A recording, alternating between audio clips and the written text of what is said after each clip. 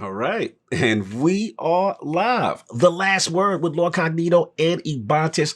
Fresh on that Friday morning campfire. What's going on? You look like I got a nice little special guest lined up today, man. What's going on? Yeah, we had some crazy stuff going on in the week. Obviously, the internet was in a bit of a frenzy, waiting on pins and needles for what we expected on Tuesday morning, and it dropped. So before we talk about all that good stuff, because we do have a lot to discuss as lots of things are coming around the corner, let's get this episode started the only way we know how. Welcome to the last word, number 135. Once again, we have been chosen. Content creators are working in a frenzy, and even Aeon Exotics might be good. The next chapter of Destiny 2 is just around the corner, and we are joined by a great guest to discuss the events of the week. This man started gaming with one of the goofier looking consoles, but it was an icon, the N64. That console helped change the game and turn this man into a gamer. He has enjoyed a mix of games throughout the years. Shooters, of course, are a tried and true part of his gaming history, but sports games are right there as well, with a special love for FIFA, and of course a good mix of single-player adventure thrown in as well. Of course, gaming is what can bring us together, but this man has a much bigger seal of approval on his content creation bag than most of us gamers. A true filmmaker for music videos, wedding montages, and commercials, so you know, you may never know where you're going to see one of his videos next. So without further ado, let's welcome a member of Team Ahamkara. I always butcher this one. Masankoa? I don't know how I'll have to ask. Co-host of his own podcast, Destiny Nerds, partner with Gamer Sups and Artesian Builds, creation studio owner, Pokemon card addict, owner of an epic beard and even more epic dance moves, the one, the only, Bearded Luke. How you doing, sir? What's up? Thanks. I'm great. That was a super... I was like, I wonder why I had to write some stuff down. I get it now. You just gave me the best intro anyone's ever given me in my life.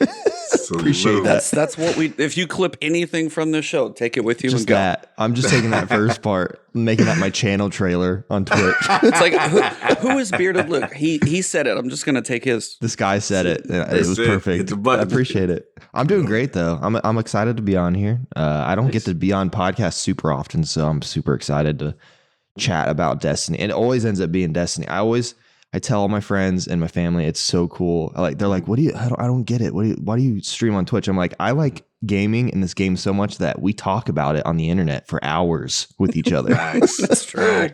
And people watch and listen to it. So I'm excited about it. So I appreciate it. I've had my parents ask me, like, what's the link to the podcast? I'm like, you would be so bored. Yeah. Like, it is not for you. It's like, I'd be like, oh, let me talk about this game and everything. Mm-hmm. You would hear my voice. The words would sound like another language, I swear. Yeah. But there's passion there. There is passion. Important. Passion, brother. Yeah, man, let's get right into it. I mean, tremendous history. Checking out a lot of stuff you put down. And before we get into the film, I want to focus on the gaming side with you, because it's so cool. Like, you kind of had a different path, you know what I'm saying, as far as like jumping into Destiny and stuff like that. So what are some of those early influences? I know we talked N64, but give us some more, early influences that really got you into gaming. Yeah, so I still remember in preschool, I went to this place called La Petite for preschool, which sounds fancy. I think I've seen one of those. Yeah, they're not super fancy. They sound like it, but there was a Super Nintendo there, and people played Mario on it. Nice. And I never played. I just watched. I was like, that looks fun, but because I was like a little kid. But I remember seeing it. And then a lot of my gaming experiences before I even got an N64 was me watching people play games. Like, I would always just be in the living room watching, like never actually being allowed to play. My little cousin did the OG Twitch viewers, couch Twitch viewers, the original, the original OG followers. I was lurking in the and then I basically it was N64 and then the PlayStation 2. My friend, I remember me buying an N64 first, and I just wasn't good at it. I was too young. I was like super young when I got it, so I was playing Donkey Kong. I couldn't even get past like the first level. Like, I never beat it. I couldn't figure it out. I just had one because everyone else was talking about it because it was the hype. And then when I started getting into real gaming, it was the PlayStation 2 came out, and I was playing like there was this what are they called? ATV game, like 4-wheeler game that I was playing with my friends, where you would if you drove it as far as you possibly could, like till the map ended, would like fling you, like it would like literally fling you as high in the sky, and like it was nutty. And I always thought it was the funniest thing. So that's like I don't know why I only remember that from my early gaming. Oh no, like left an impression. Yeah, from like arcades, whatever. I think it's off-road. Whatever had the 4 steering wheels, and it was like the 4 little rally trucks that would go around. It was kind of isometric view. That one always still sticks out as a random game that I was like, I always had fun with that one because you like kind of be drifted around this like dirt in the corners and stuff. There's certain random things that are like, oh yeah. Yeah, absolutely. It's there was that, and then there was Kingdom Hearts. I remember playing and not having any idea what was going on. Again, that was a really good, and this is a really good example of me now and then. So I'm known with my community and my friends for I'm efficient when I game and I know what I'm doing, but I typically am pretty lost when it comes to a lot of things. I'm like, what's going on? What am I doing? It takes me a little bit longer to connect. But so like Kingdom Hearts was very confusing when I was a kid too. But it wasn't until like I got past like all those. I did a lot of single player stuff. I didn't even know I didn't even know these things could connect, like consoles could connect to internet until Call of Duty Modern Warfare. That was the first time I ever knew that you could even play Welcome online. to the real world.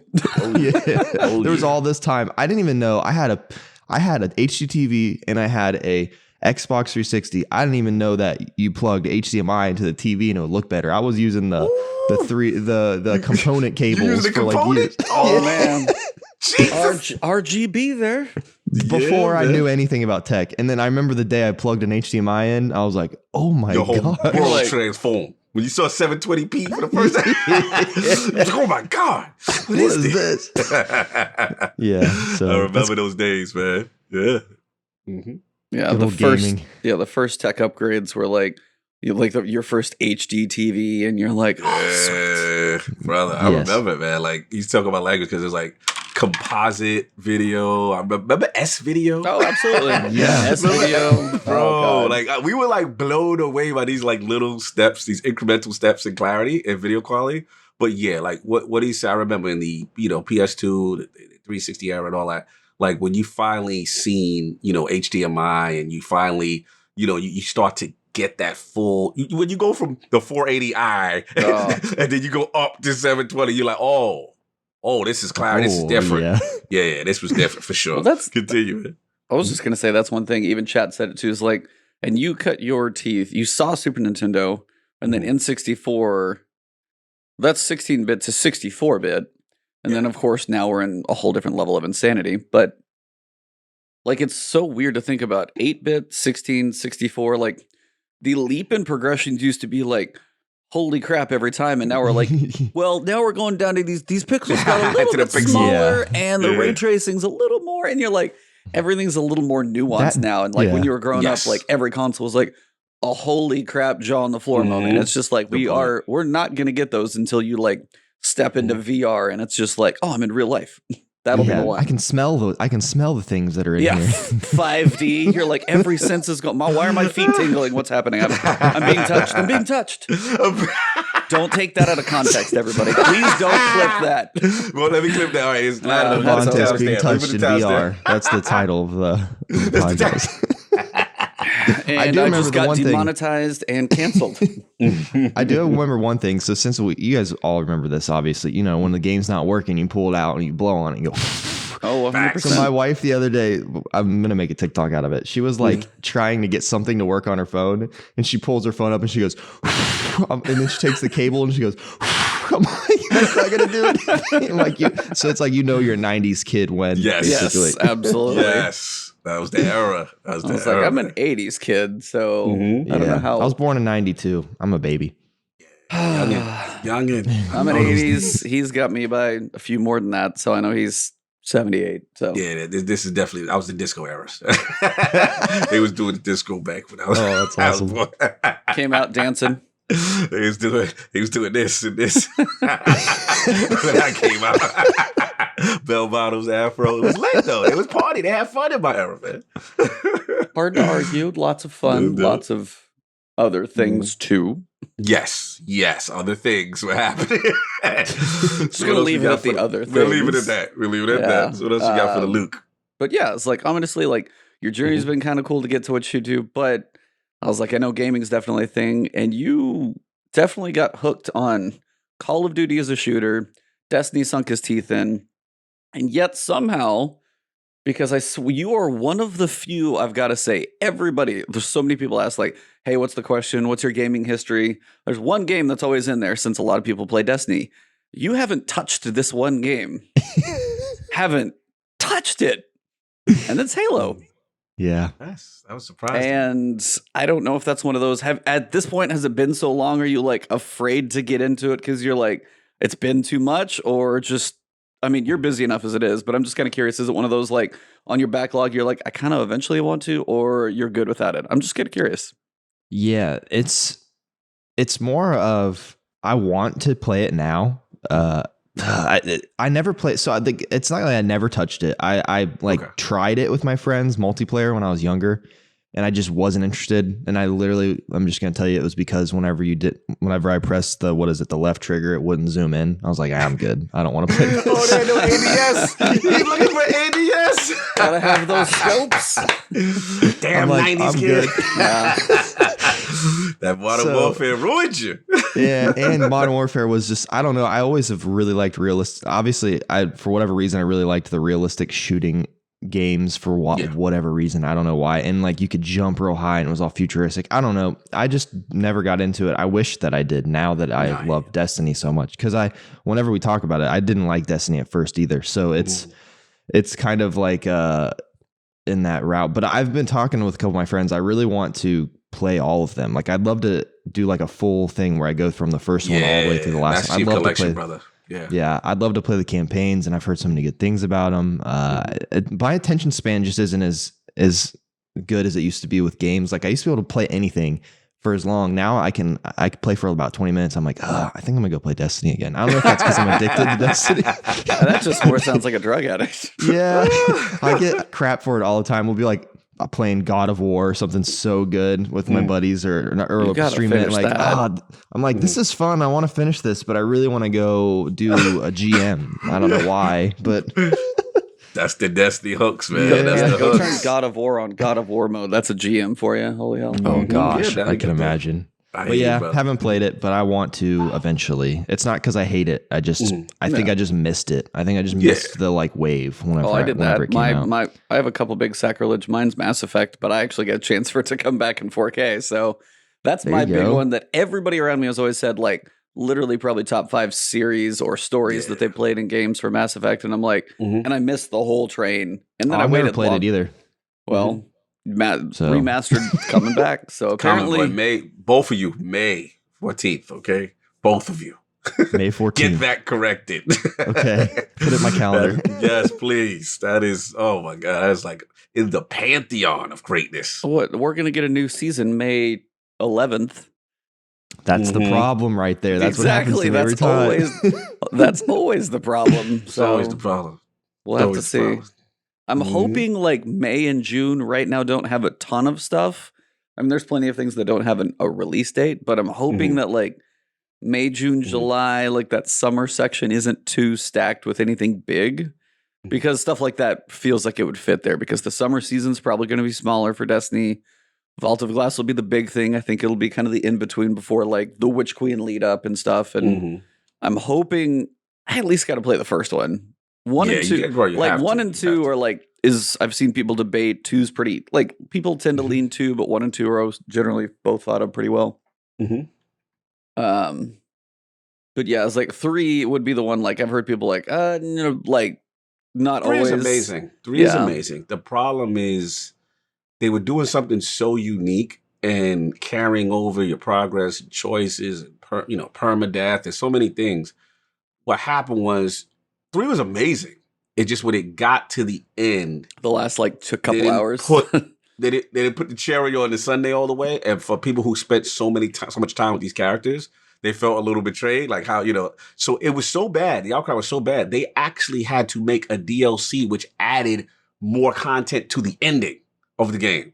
It was like a 15 gig patch to an extended ending to kind of satiate. It was an uproar about that because Mass Effect 3 was awesome, but it was the ending and the choices involved at the end and how I guess people felt it was short and not enough meat to it to end the trilogy the right way. Oh yeah, it was something, man. But yeah, you guys gotta touch those games, man. Classics, bro. Classics for sure. Heck yeah. What about you, Cog? Yeah, man. That's what I wanted to finish talking with him as far as that. And then, obviously being a filmmaker, you know what I'm saying? And I thought that was like really unique because, obviously you have your own career and what you're doing. And then to sit there and say, okay, I also want to transition into content creation. So let's start with that. Like, what was the flip of the switch, so to speak? So you're like, okay, I want to now also do this in terms of, Destiny and gaming. Yeah, it wasn't that long ago actually that happened. I went to college for this is funny. I always tell this story and don't judge me for this, okay? So I went to college for journal. I didn't do video my whole life. I filmed stuff on my little camera when I was a kid. Mm-hmm. But in college, I went to school for journalism, and there was a class that I had where there was this professor that made us take these little mini quizzes before class. Like it was an 8 a.m. class, and he would make us read the newspaper from the local town, like this little tiny town. And he would ask questions about articles in that newspaper. It's 8 a.m. Like I'm not reading the newspaper every morning. Like, are you kidding me? Nah, fam. I'm barely here. I'm barely here. Where am I supposed to get the newspaper from? You know what I mean? Where do you even get that from? Where did they do that at? Exactly. So is it a newsstand? Does it show up on my door? How do I do this? I gotta be out there waving at 6 a.m. on the porch. Exactly. I love the 90s babies kicking in. I love it. Keep talking. I love it. He does this quiz, and most of the time I sometimes would read. I wouldn't read them, but I would look at the titles of the articles. Well, a couple of the times I didn't, and no one did in the class. So there would always be one kid that did. So we all cheated off each other, like yo, what is it? Like we're looking at each other, like what is it? And one day I came into class, and the dude had 3 of my quizzes and 3 of this other kid's quizzes, and he's like, these look exactly the same because the wrong answers are gonna be, you're cheating if the wrong answers. If the wrong answer is the same wrong answer, because it's a made up wrong answer from a story that you don't know about. No, yeah. He's like, you have 2 options. You can either get kicked out of school right now, or you can option B. You can leave whatever option B is. Yeah, or you can leave the journalism department. You're gonna not only get a C in this class, but you have to do double news articles. So I had to write 90 news articles that semester. I also had to write a letter to the editor about why I was a cheater, and they posted it in the newspaper. They named and shamed you. Yeah, they made a public example of. Yes. Damn. Holy crap! I swear. So the reason I say that is because I was kicked out of the program, so I had to pick up another class during that semester, and there was only one class, and it was called Video Practicum, and I was like, I guess I'll do that, and they gave me a camera, and it was just like, oh, this is meant to be. So then I just kept doing video. Like I'm not going to explain that whole story, but basically it was my gift. I'm pretty okay at it. So I just kept doing it. Started a business called ALC Productions in college because I was like, I can't, I don't think I'm going to be able to afford. I'm a communication major. You don't make a lot of money when you get out of school. So I'm like, I have all this. I had like $95,000 of student loan debt I found out about when I was a senior. I was like, I feel you, brother. I was like, oh. So we started this business, and we started filming weddings then, and then that's kind of just morphed into what I do now, which is pretty awesome. So cool. What happened? So I do video, and that's how it started. Now we'll go all the way to 2019 in the summertime, which is funny because I saw both of you there before I knew who you were. Stop. At Guardian Con. You did? Oh wow. Yes. Crazy. So I was at Guardian Con. That's how I think Abontis followed me or something on Twitter. I followed him on Twitter, and I saw you guys walking. I'm like, that guy looks familiar, but I didn't talk to anyone. Like, listen, I went to Guardian Con for the first time ever. I started in 2019, the beginning of 2019. I started watching 2018, one of those years. I started watching Twitch, and I was literally only following King Ithalian. I thought his stuff was cool. I watched a lot of YouTube videos like More Console and Unknown Player. I watched those kinds of guys on YouTube. Yeah. And then I was like, always like, oh, that's cool. And I did YouTube stuff, not in the gaming realm. It was always like filmmaking, like how to do tutorials, which I actually don't like making. So like I was never able to stick with it because I was like, it's tough whenever you film stuff to want to teach people how to do it. Some people like are really good at it. I just want to make stuff and then show people what I made. But anyways, sorry, I'm going on and on here. No. Basically, this is your time. That's why we're here. We love it. Yeah. Okay, so we get to Guardian Con. I'm watching on Twitter. I'm following some gaming stuff. I always gamed growing up, and it was fun and it was cool. And I didn't really follow gaming content until Destiny. So I'm playing Destiny. I'm following along with that journey with a couple people online. I watched King Ithalian because I found him because of it was literally because I was trying to watch one of the Bungie live events on Twitch, and I saw his name at like the top of the list. I was like, who's this guy? So I watched it, and then I was like, oh, this is interesting. I didn't know people did this. And this wasn't that long ago. Like, this was just a few years ago. Wow. And I kind of just watched that he had whenever it was Destiny Con before, like I was watching it online happening, and then see the I was like, we all tuned in for the details. And then I finally got to the point where it was like, okay, Guardian Con's happening. I don't have a wedding that weekend. I can book it because I want to go and see what this is all about. These people seem to be really cool. So I showed up, and it was nuts because I just saw all these communities of people that were just there, like that knew each other and loved each other, and like we're wearing T-shirts with their Twitch names on it and all this sweet stuff. Yeah, this guy. Sir. And I saw both of you there. That's so crazy. Which is crazy because I didn't know you at all. I saw a lot of people that I know now there that I didn't know then. And I'm sitting there and I'm at this, and it was a good time. I was a little bit more shy because I just didn't know. I'm like extroverted in some ways and introverted in a lot of ways. It's kind of like a weird mix. And there's just a lot of really nice people that I met there. And then I'm sitting there, I'm like, man, this is it. I got to do this. Cause I always kind of tinkered with the idea, like if I just bought like this one thing that connected cause I was always like, I wasn't the kind of guy that's like, I'm just going to turn the stream on and start. I'm like, I got to make it look good if I'm going to right. Yeah, exactly. There you go. So I'm like, I'm at Guardian Con and I'm on Amazon during one of the events. I'm buying a Cam Link 4K, a capture card, like all this stuff. He's going hard. He's ready. Yeah, exactly. And I got back from Guardian Con and I'm like, I'm going to do this. I'm going to be a streamer. I want to also, this is a little bit different too, because I was like there the whole time. And I was like, when I come next time, I want to be able to have friends that I know from the internet. And I also told myself I'm going to be filming this next year because I felt like I wanted to be a part of it. Yes. Because every time I'm at an event that I'm not filming, I feel a little uncomfortable because I like to have a camera in my hand. It's just comfortable to me. Used to it. Yeah. And I'm like, okay, I'm going to go ahead and I'm going to message Kevin and say, listen, I'm going to message him and see if I can get information about how to get on a team. So I message him in all caps. I put, I'm filming Guardian Con, or I'm filming GCX 2020.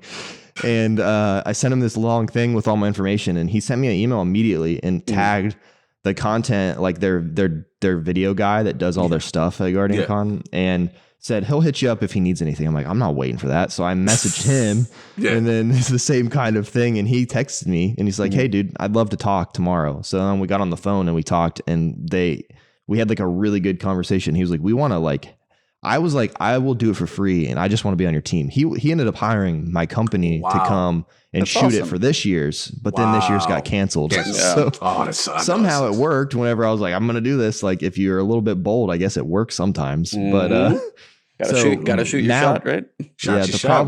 The problem is I've had so much fun on Twitch this past year that now I think it'll be fun to film, but I really just want to hang out with all you guys. You're like, I don't want to go into work. I just want to chill. Bro, the Hangout's a legendary classic, man. A lot of fun.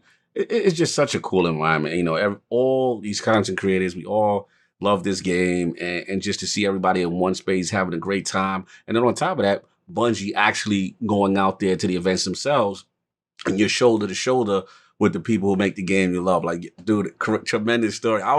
It's interesting to hear you say, like, yo, you saw us, you knew who we were. Like, that's mind-boggling to me. You know, because I remember my first time too, and I was just like, wow, it was sensory overload, but I was happy. I was just like, yo, this is so cool. I can't believe there's so much people here and a community here that loves this thing as much as I love it. Like, tremendous, man. I hear you, bro. Yeah, it was awesome. I had a great time, and that led me into doing this, which is right now. It started off as just streaming on Twitch. Now I'm starting to push this. Just this year, I started pushing into the YouTube game, which is like I've tried several times, like with my own personal channel. I've done like It's funny. My most popular videos I've ever made are like the lamest videos I've ever made. It's like a video about my car when it came out because I like to we like to travel, so we got a rooftop tent, and so like when we travel we can put the tent on there. I did a video that wasn't even edited. It was literally just me undoing the top of the thing to show it open, and it has like 25,000 views or whatever on my personal channel. And then like our wedding channel, like we've been really successful in I live in Columbus, Ohio. I'll dox myself. I don't care. But I live in, if they find you in a city, then good luck. Yeah. I mean, my business is my address used to be my business. So it was super easy to find out where I live, to be honest, but I don't live there anymore. So good luck finding me. But we're pretty well known in Columbus for our wedding videos just because we've been around so long, and I think our stuff's pretty good. So we do that, and I don't remember where I was going with this. I'm just sitting here talking. Basically, we have a YouTube channel there, and that has a lot of it's a popular channel just because I like clickbait the crap out of stuff like emotional wedding crying, like that kind of stuff. And get like 100,000 views. Sizzling titles. Best first looks, 50,000 views, like that kind of thing. So I kind of love the idea of what YouTube is, but now I'm kind of pushing my like this last year was just I'm gonna try Twitch. I'm gonna do it when my wife goes to bed. I'll stream late at night. That's why I stream so late. Yeah. And then now I'm trying to see what else can I add to it. So that's why we started a podcast on Sundays, which is super fun because I just love talking to different content creators. And then now I've been opening Pokemon cards on video and posting on YouTube. Okay, so you've got that has been a few months now. I feel like the Pokemon cards. Why is there such a resurgence in that? Just give me a quick 60-second reasoning, because I mean I grew up with Pokemon Red and Blue, and I feel like there may have even been cards, but why is there like a why is it big? I'll tell you why. For the people who don't know, including me. I'm saying I gotta ask the same question. It's super simple and it's super lame at the same time. Logan Paul, he's the reason it happened. I don't know if you guys know. Yes. He's very No, I've never heard that name ever as you two. Yeah. You don't probably want to, but he made a video where he bought a first edition a base set booster box, and then the video had 10 million views. It basically just showed that he got back into Pokemon and he was opening all these old cards, and then he was showing content creators to do it. I saw the video and I was like, I didn't know that Pokemon was still around, because I had so many cards when they came out. That was like a kid, so all base set. I made it all the way through Neo Genesis or whatever the cards were at the time, and but then I just stopped because I was growing up, and now he made this video, and then he did a live stream where people bought each booster pack for $11,000, and he live streamed opening each pack. Wow. And there was 300,000 concurrent viewers. They raised $500,000 for charity. Wow, that's awesome. And it just popped off. I think a lot of people that really liked Pokemon at the time saw it, and then they realized there's a whole entire community of content creators that make videos opening cards. And then you could also see the stuff's more valuable than it used to be. It's the whole card game. And it's funny because at the same time I just started making videos about it, and then my in town the town I live in, there's a card shop I went to go buy some cards at, and the dude is huge online. I looked online at this shop because I wanted to go find it. Dude has 50,000 followers on Instagram and massive interactions. And it's not like Pokemon, it's sports cards. So he puts a thing on his story and says, I'm looking for a guy. I need a video guy. I got a big project I'm working on. So I'm like, hey, dude, it's me. Cards. Yeah, I love cards. I messaged him real quick. Cards, video cards. Yes, me. I'm in. He's he doesn't message me back. But then I find out his wife, I went to school and lived on the same street as his wife, and she told him about me. So he reached out to me. So now I'm filming a mini doc series about this dude who he bought a new building and he's moving his card shop there. So it's just funny, because I'm now seeing the inner workings of sports card industry. There's so much money in it. It's insane. I think that's probably a big caveat to why people are doing this, because there's money involved. I'm doing it just because I think Pokemon cards are sweet, and it makes me feel young. It makes me feel like a kid, and I like doing a lot of stuff that makes me feel like a kid as an adult. So I guess that was longer than 60 seconds, but I hate to say it, it's Logan Paul, and Logan Paul just came out with the video on Wednesday. He bought 6 first edition booster boxes for $2 million. and he's auctioning packs off one by one, and he's going to do a big giant live stream on February 20 something. And that is going to be like another resurgence. And it's just a bunch of eyes that didn't see Pokemon are seeing it now. I think that's why. Fair enough. It's probably a fad, but it'll probably go away eventually. Probably. Well, it seems to have lasted longer than GameStop stock, so that's fine. Yeah, that's true. Yeah. That was pretty quick. That definitely. Yeah, man. What I was gonna ask you too is that obviously you said getting into Modern Warfare, that was your baby. Then you switch over, then this Destiny thing grabs you. But what I thought was interesting was like the fact that it was King's Fall. Oh yeah. And I like it's that. A good choice. Relax yourself, Pablo. I know you love this part, so I gotta ask him these questions. But like, you have a unique, start, and I want you to break down how like influential. Why was King's Fall it for you? What was the hook? What was the first couple of things? It's the name. Yeah. Already says. No, I'm just kidding. I'll explain how I started, because me starting with Destiny will make this part make more sense. Okay. I played the alpha because someone told me to, and I didn't like it. I played the beta because someone told me to, and I didn't like it. Didn't like it? I was like, this is too much like Halo, and that game's dumb. Like, He's like, I don't like that Halo. They don't ADS. Hey, everybody listening, this is not. We do not condone Bearded Luke's views right now. So please do. let him talk. This is him. And don't hate on me for that, because I respect it. I respect it, because most people's history is always Halo. That's why to Destiny, joked, and this is a unique story. Continue. Yeah. So then, the night that that Destiny's launching, I just wanted to go to Taco Bell, which was next to GameStop. So I went to Taco Bell. I bought 10. I was like, what's the order? We got to know the order. I wasn't pre-ordering it. My friend was pre-ordering it. He's like, I'm going in town to get Destiny. I'm like, I want Taco Bell. So I went with him. How much? What was the Taco Bell order? Or what's your usual Taco Bell order? You're gonna judge me so hard for this. I ordered 10 fiery Doritos Locos tacos at the time. I ate all 10 of them. Oh my God. I was in college.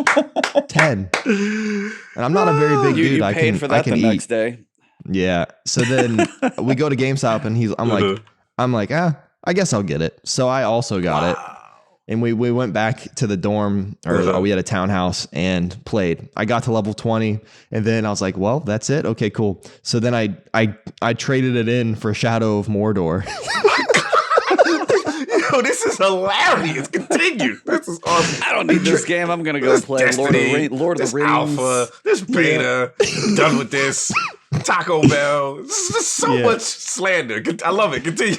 And then I traded it, and then my buddy who got me into it, he kept playing. I remember when he was doing Vault of Glass the first day, he called me. He's like, dude, I've been doing this raid for 6 hours. I'm like, 6 hours? I'd never even played a game for 6 hours long. What are you doing? But I didn't get it yet. I knew I was going to get it eventually. And then I got married. I graduated college, and it was like a really fast pace, because this game came out like when I was a senior in college, and then I graduated early, and then I got married and moved into an apartment. And I was playing FIFA, and I was in a party chat on PS4 with my dudes that played Destiny, and I just kept hearing them going like, "Oh my gosh, this game's crazy! Oh my god!" I'm like, man, I feel like I'm missing out on something. Like, that game was not fun. And then I just didn't get it yet, because I didn't understand what this was. So then there was like, you could download Destiny for free, like a trial where you just had Earth, the Cosmic Ground. So I did that, and there was like those key things. It was during House of Wolves. There was those key run things where you would get like if you like got in your Sparrow and went really fast, you could go get some loot. And I got my first ever legendary. It was a legendary cloak, and I was like, ooh. Loot. What is this? Because I didn't give it enough time to get anything good, like even anything purple when I played it the first time. I just got to level. I was just like your typical boring gamer who played base story, just blues, and then you were did done. The story, and I was like, well, that's it, I guess, because I didn't understand looter shooter. I never played that kind of thing. Me and you share that. Continue. I just usually played the campaign, and then I was like, that's it, I guess. Yeah, because you treat it like it's a normal single player campaign experience, and it's over. Right. And I remember being disgusted as well. I was like, what's the hype with this? I don't get it. Continue.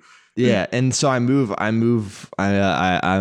that I like get that loot, and I'm like, I heard my friend, his name's a Dr. Shabby. He plays with me all the time still.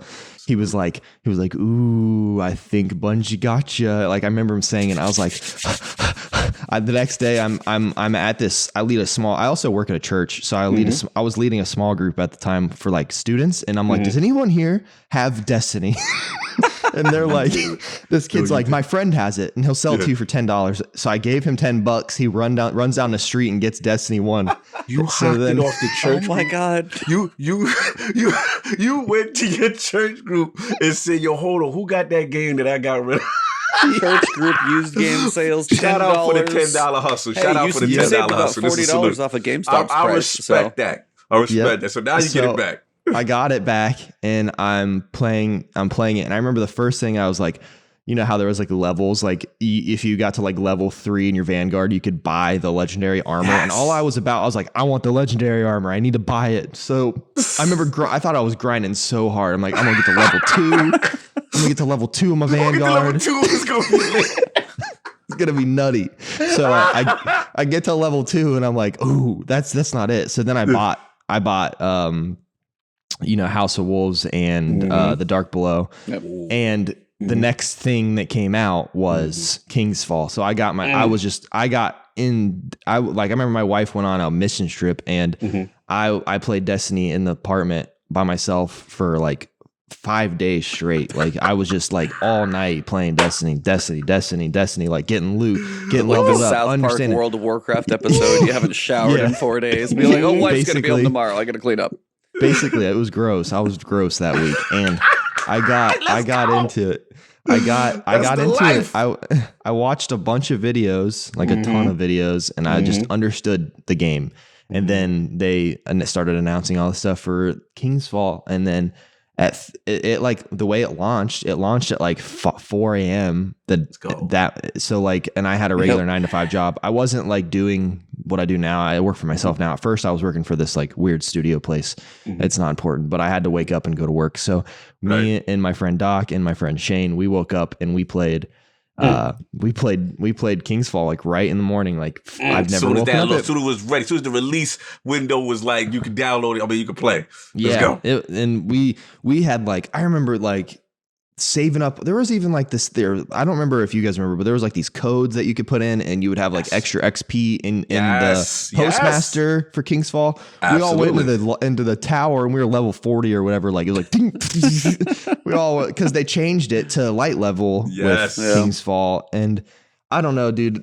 Whenever I played it, it was just the campaign, the music, the locations, the dark feeling that it brought. I was like, and it was my first time really getting to play a new thing in Destiny, other than whenever I didn't like it at the beginning. I was fully in, and it happened to be a time whenever there was just such good strikes, and it felt like the universe was changing. You know what I mean? Where like it was everywhere. The Taken were popping up on all the different planets. War, they would appear on the map and all that. It was just, there was just so much, and that's what like pulled me in. And then that was my first ever raid that I did. Like I did the other raids, but it was just more like, all right, just stand there and do this. This was the first time where I got to like figure out what it was. And mechanics. Raiding was when I did VOG. That was like the first time that was part of the reasons I stuck to Destiny was there's probably other things like that. I'm just a little bit, I don't know about other games as much when it comes to like co-op, but like having 6 players that all have to communicate with each other to do something, no matter what. Not for the people in the back. Keep going. I'm like, this is insane. Like this is not like anything else. I'm gonna commit my time to this now. Let's go. And then I started seeing how investment works in it. Like it shows for it in some ways or another. I mean, not as much nowadays, but like we'll talk about that, but that's fine. the investment in this game just, oh man, it blew my mind. And especially with King's Fall just being the way it was, the loot was good. I don't know. There's just so much that like, it was like a perfect storm for me personally. That's probably why I like King's Fall even more than I probably could have, but holy cow. And just Oryx was like such a hardcore boss, just his voice and just so much. So yeah, that's my long-winded version of why I like King's Fall. It's amazing, brother. It's amazing. It's so unique to hear that story because again, what's even more unique is how many times you rebuked Destiny. Yeah, you're like, you rejected Destiny throw it away, bad sell it back. times. Like for you to come back, to me, it just shows it's something about that game because I hear similar story, not to your extent, but even myself, you know what I'm saying, which was like, yo, I don't get it. I'm playing it like a regular game, kind of thing. But it's so funny, E, when the hooks get in. Oh yeah, and you see that person transform. Yeah. And I've seen it in people of my clan now, and it's like, I remember people used to clown Destiny, and then you get them in and you get whatever that content is that hooks, or like you said, in your case with the legendary, I've seen it when a person finally breaks through and gets that first exotic, and it's like, that's their baby, because that was their first one, you know what I'm saying? Whatever that exotic weapon, and whatever cloak, it's just so cool to see. But yeah, with King's Fall, I can totally understand where you're coming from, because it was ominous. The story led right into the raid. The cinema with Morrisov, and he just still blew her up, but whatever.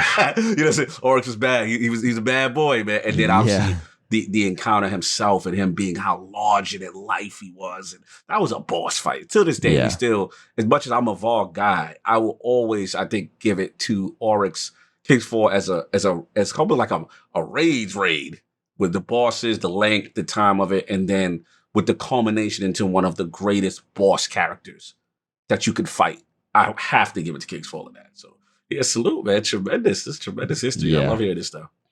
Yeah, and the story too. Like when you say that, and it reminds me of why I like it the most. Like the whole entire story getting to that raid is what makes that raid also special. Like it's not just like most raids nowadays. You just, who the heck am I fighting right now? Why am I fighting him? Yep. Yeah, we know why we're fighting Oryx, and we know why we're in an ascendant, like why we were in his ascendant realm, and this and that, and all that. It just story is super important to me in these games because obviously I grew up playing story player games. So like, once you like really dig deep into the lore of this game, you realize this is a deep universe that's like really cool. So whenever I got into this part, like even just figuring out how to get, when Cade's helping you got to go get Cade's stash and figure out how to get into the dreadnought, like that kind of stuff is just, it's simple, but it's unique, and I don't know, I just love it. I love Destiny so much. You're talking to two people that have been playing it for way too long. Started a podcast during Curse of Osiris. Best time, by the way, for that Best one. Best time ever to start a podcast. Absolute worst time. So, people quit the game. Let's start a podcast on Destiny. We have been through, we've obviously seen a little bit more of it than you, because you decided at first to be like, nah, I'm going to sell this thing back to GameStop for my $5. I don't need this. I love that Taco Bell was the influence. Oh yeah, and it's 10 fire tacos that that next day he's just sitting there like, oh, that's the associate. He bought Destiny, and then the next day just paid for everything all in one day. It's all bad, but no, man, that's as unique of a history as I think we've had on the podcast for somebody to finally go through and eventually end up being hooked, because so many come through Halo. And Bungie's just like, it's the next progression. Natural progression. And then like, they kind of get into an RPG. Most people haven't like played sports or Call of Duty and then be like, let me try this Destiny thing. I don't like Halo at all. And then somehow like throw it. And you can't write that. Somebody in chat was like, oh, it's a movie. I was like, trademark last word 2021. Oh, yeah. We got to write that movie. Yeah. You film it, we'll shoot it. No, I'm just kidding. Somebody said it was like F. Kyle. He's like, this movie has everything: passion, hate, betrayal, bribing, romance. It literally has it all. So, no, man, that's a pretty epic history. So, but it's really cool to see somebody like you as well, who's, most people will be like, it's funny, like your ways to get into streaming. Some people are like, oh, I turned my PlayStation camera to the on and I just like hit live on Twitch and here we go. What's up, guys? And then you're like, okay, so what I'm going to do is take my filmmaking gear. I'm going to set this nice DSLR camera up. I got my Go XLR, got the 4K capture. I'm going to go ahead and have like, you literally started like a pro and you're like, okay, I have 0 viewers, but I'm the best looking guy in here. Let's go. Well, it was almost pro. I was actually streaming off of my iMac at first. So I had the PS4 and I had the game, like the Elgato game capture software, because OBS at the time didn't work on, it worked on a Mac, but you couldn't, the cam link wouldn't work on it for whatever reason. So whenever I had that, I actually they came out with some update, and I just ended up finding out it is super terrible to stream off of an Apple product. They're great to use for professional stuff like video editing and all that, but holy cow, don't stream off of them. And then about 8 or 9 months ago, I bought my first PC and streamed off that. And then I was like, man, this is cool, but I'm not getting all my frames because I'm streaming. So then I went and of course bought another PC. So now I do a dual PC stream. Because I'm like, I gotta be able to stream in 1080p at 60 FPS there you go. With all these scenes, and I want to play it 1440p still. I'm a little bit extra, to be honest with you. Yeah, he's very extra. Yeah, he's got his setup. You guys can't see it, but it is just like he's decked out behind the scenes over here. So yeah, he's holding onto that mic. He's just like, I like the sound. It's good quality. Doesn't matter what it is. This is my mic. Yeah, it is. Yeah, I am going to get a new mic eventually. This one's good for now, though. My business helps me. Like, the reason I'm able to buy this stuff is because I film so much crap all the time. And then it's like, oh, cool. I'm filming stuff. I'm filming a video for YouTube and I made money off of it. Okay, business expense, boom, PC. Like, you know what I mean? Nice. Like it makes it a little bit easier. Hopefully the IRS doesn't hear this and get audits me. Bearded Luke audit 2021. Audit 2022. Facts. Tremendous history, brother. That's an amazing history. I don't know if I'm going to be able to find people who top that, but that's pretty epic. Thank you. I appreciate that. So before we get into this week, I want to ask, because this week is obviously the time of trailers, trailer music, hype, story pages, info dump, all that stuff's always pretty good time in the game. As we were leading into this, how has Destiny been for you lately? It's been a weird season, not season in the game, but season in life for me, because we just recently, so I told you about all that student loan debt. So it's been a weird year, obviously, for all of us. COVID has been interesting, but yeah, the house market, for whatever reason, got really hot during it. And we bought our house really cheap. And my wife was like, hey, what if we sold our house and then paid off all of our debt with the money? I'm like, no, that won't work. So then I didn't think about it for like 5 or 6, 7 weeks, maybe more than that. Maybe it was like 3 months. And then out of nowhere, I'm like sitting there like, wait a second. I'm like doing the math. That would actually work. So I talked to one of my pastor buddies, who's also like a financial advisor. And I'm like, hey, would this work? And would his wife's a real estate agent? It's just like perfect storm. Like everything worked. He's like, dude, this would work. That's going to be crazy, but let's try it. So we put our house on the market. We sell it in one day. Yeah.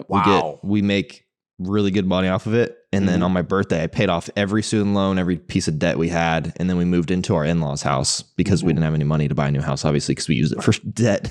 So that during that process has been like Beyond Light came out the day that the day that our house was purchased. So like I was able to start it at my old house, but basically was only there for like 3 days and then we moved. So my whole setup, I had to actually stream and game at the church I work at. There's like, we have it in a old LA fitness building. So like our offices are just in this big gigantic room that was like a dance studio or something. So I had extra space.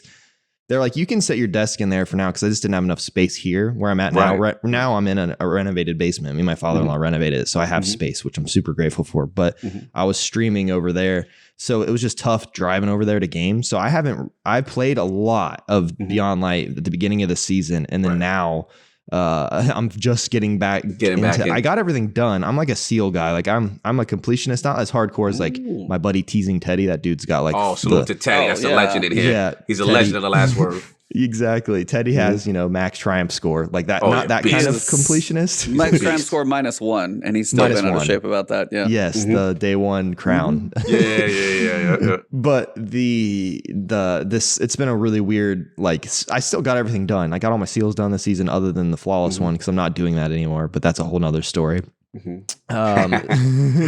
So where I'm trying to get at is it's been a weird season, I think, for the game, but more weird for me because I just haven't like been playing games as much. Now I'm getting back into the rhythm, but like it was a really hot start, and then it kind of just was like, but I'm the most optimistic dude ever. So like, to be honest with you, whatever really crazy stuff's happened in Destiny that everyone hates, I'm usually like, well, at least we still have this game. Like, at least it works. I mean, that's fair compared to other things that launched in December afterwards that didn't work so well.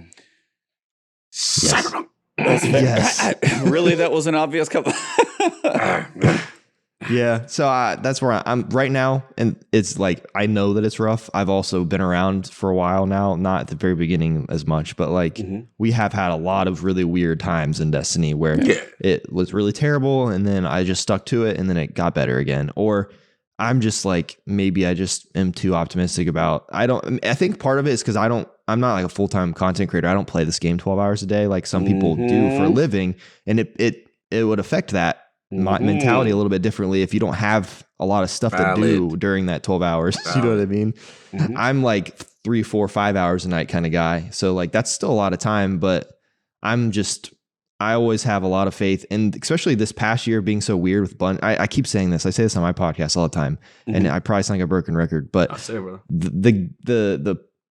the pandemic that's happening in the world where the company had to make stuff from home is going to affect the way the game, like we're lucky we even get anything, to be honest. Reach it, that's how I feel. Reach it.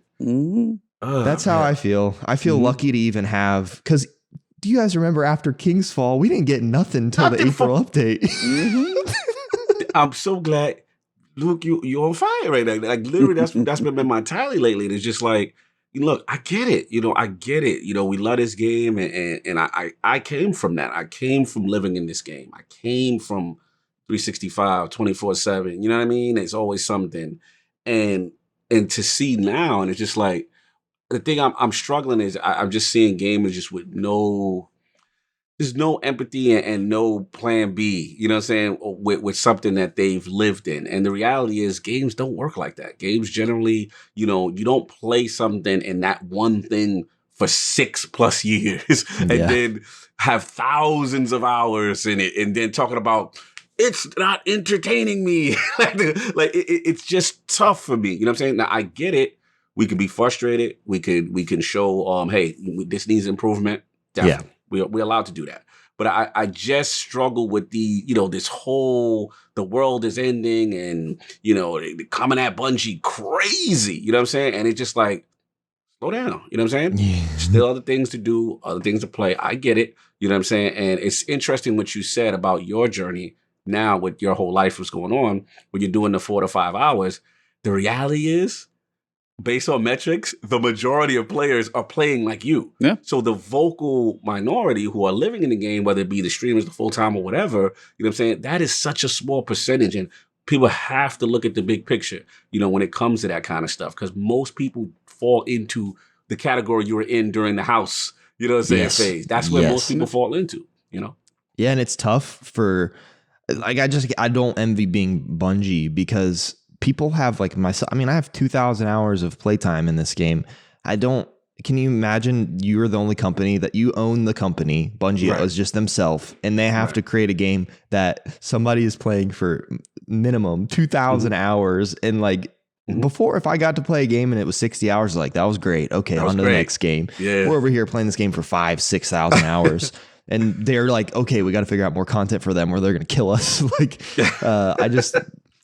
I think of it in that light, and you're right. Like a lot of people are not like, it's a very small percentage of the players that are actually playing. They're just usually the most vocal online because they're passionate about it, which I appreciate. Exactly. Like critiquing the game is good because it helps it get better. Absolutely. But I think it gets dangerous when it gets into the part where people are like getting hostile towards Bungie. Like, listen, they're our friends. They're making this game for us. We should not yell at them very hard.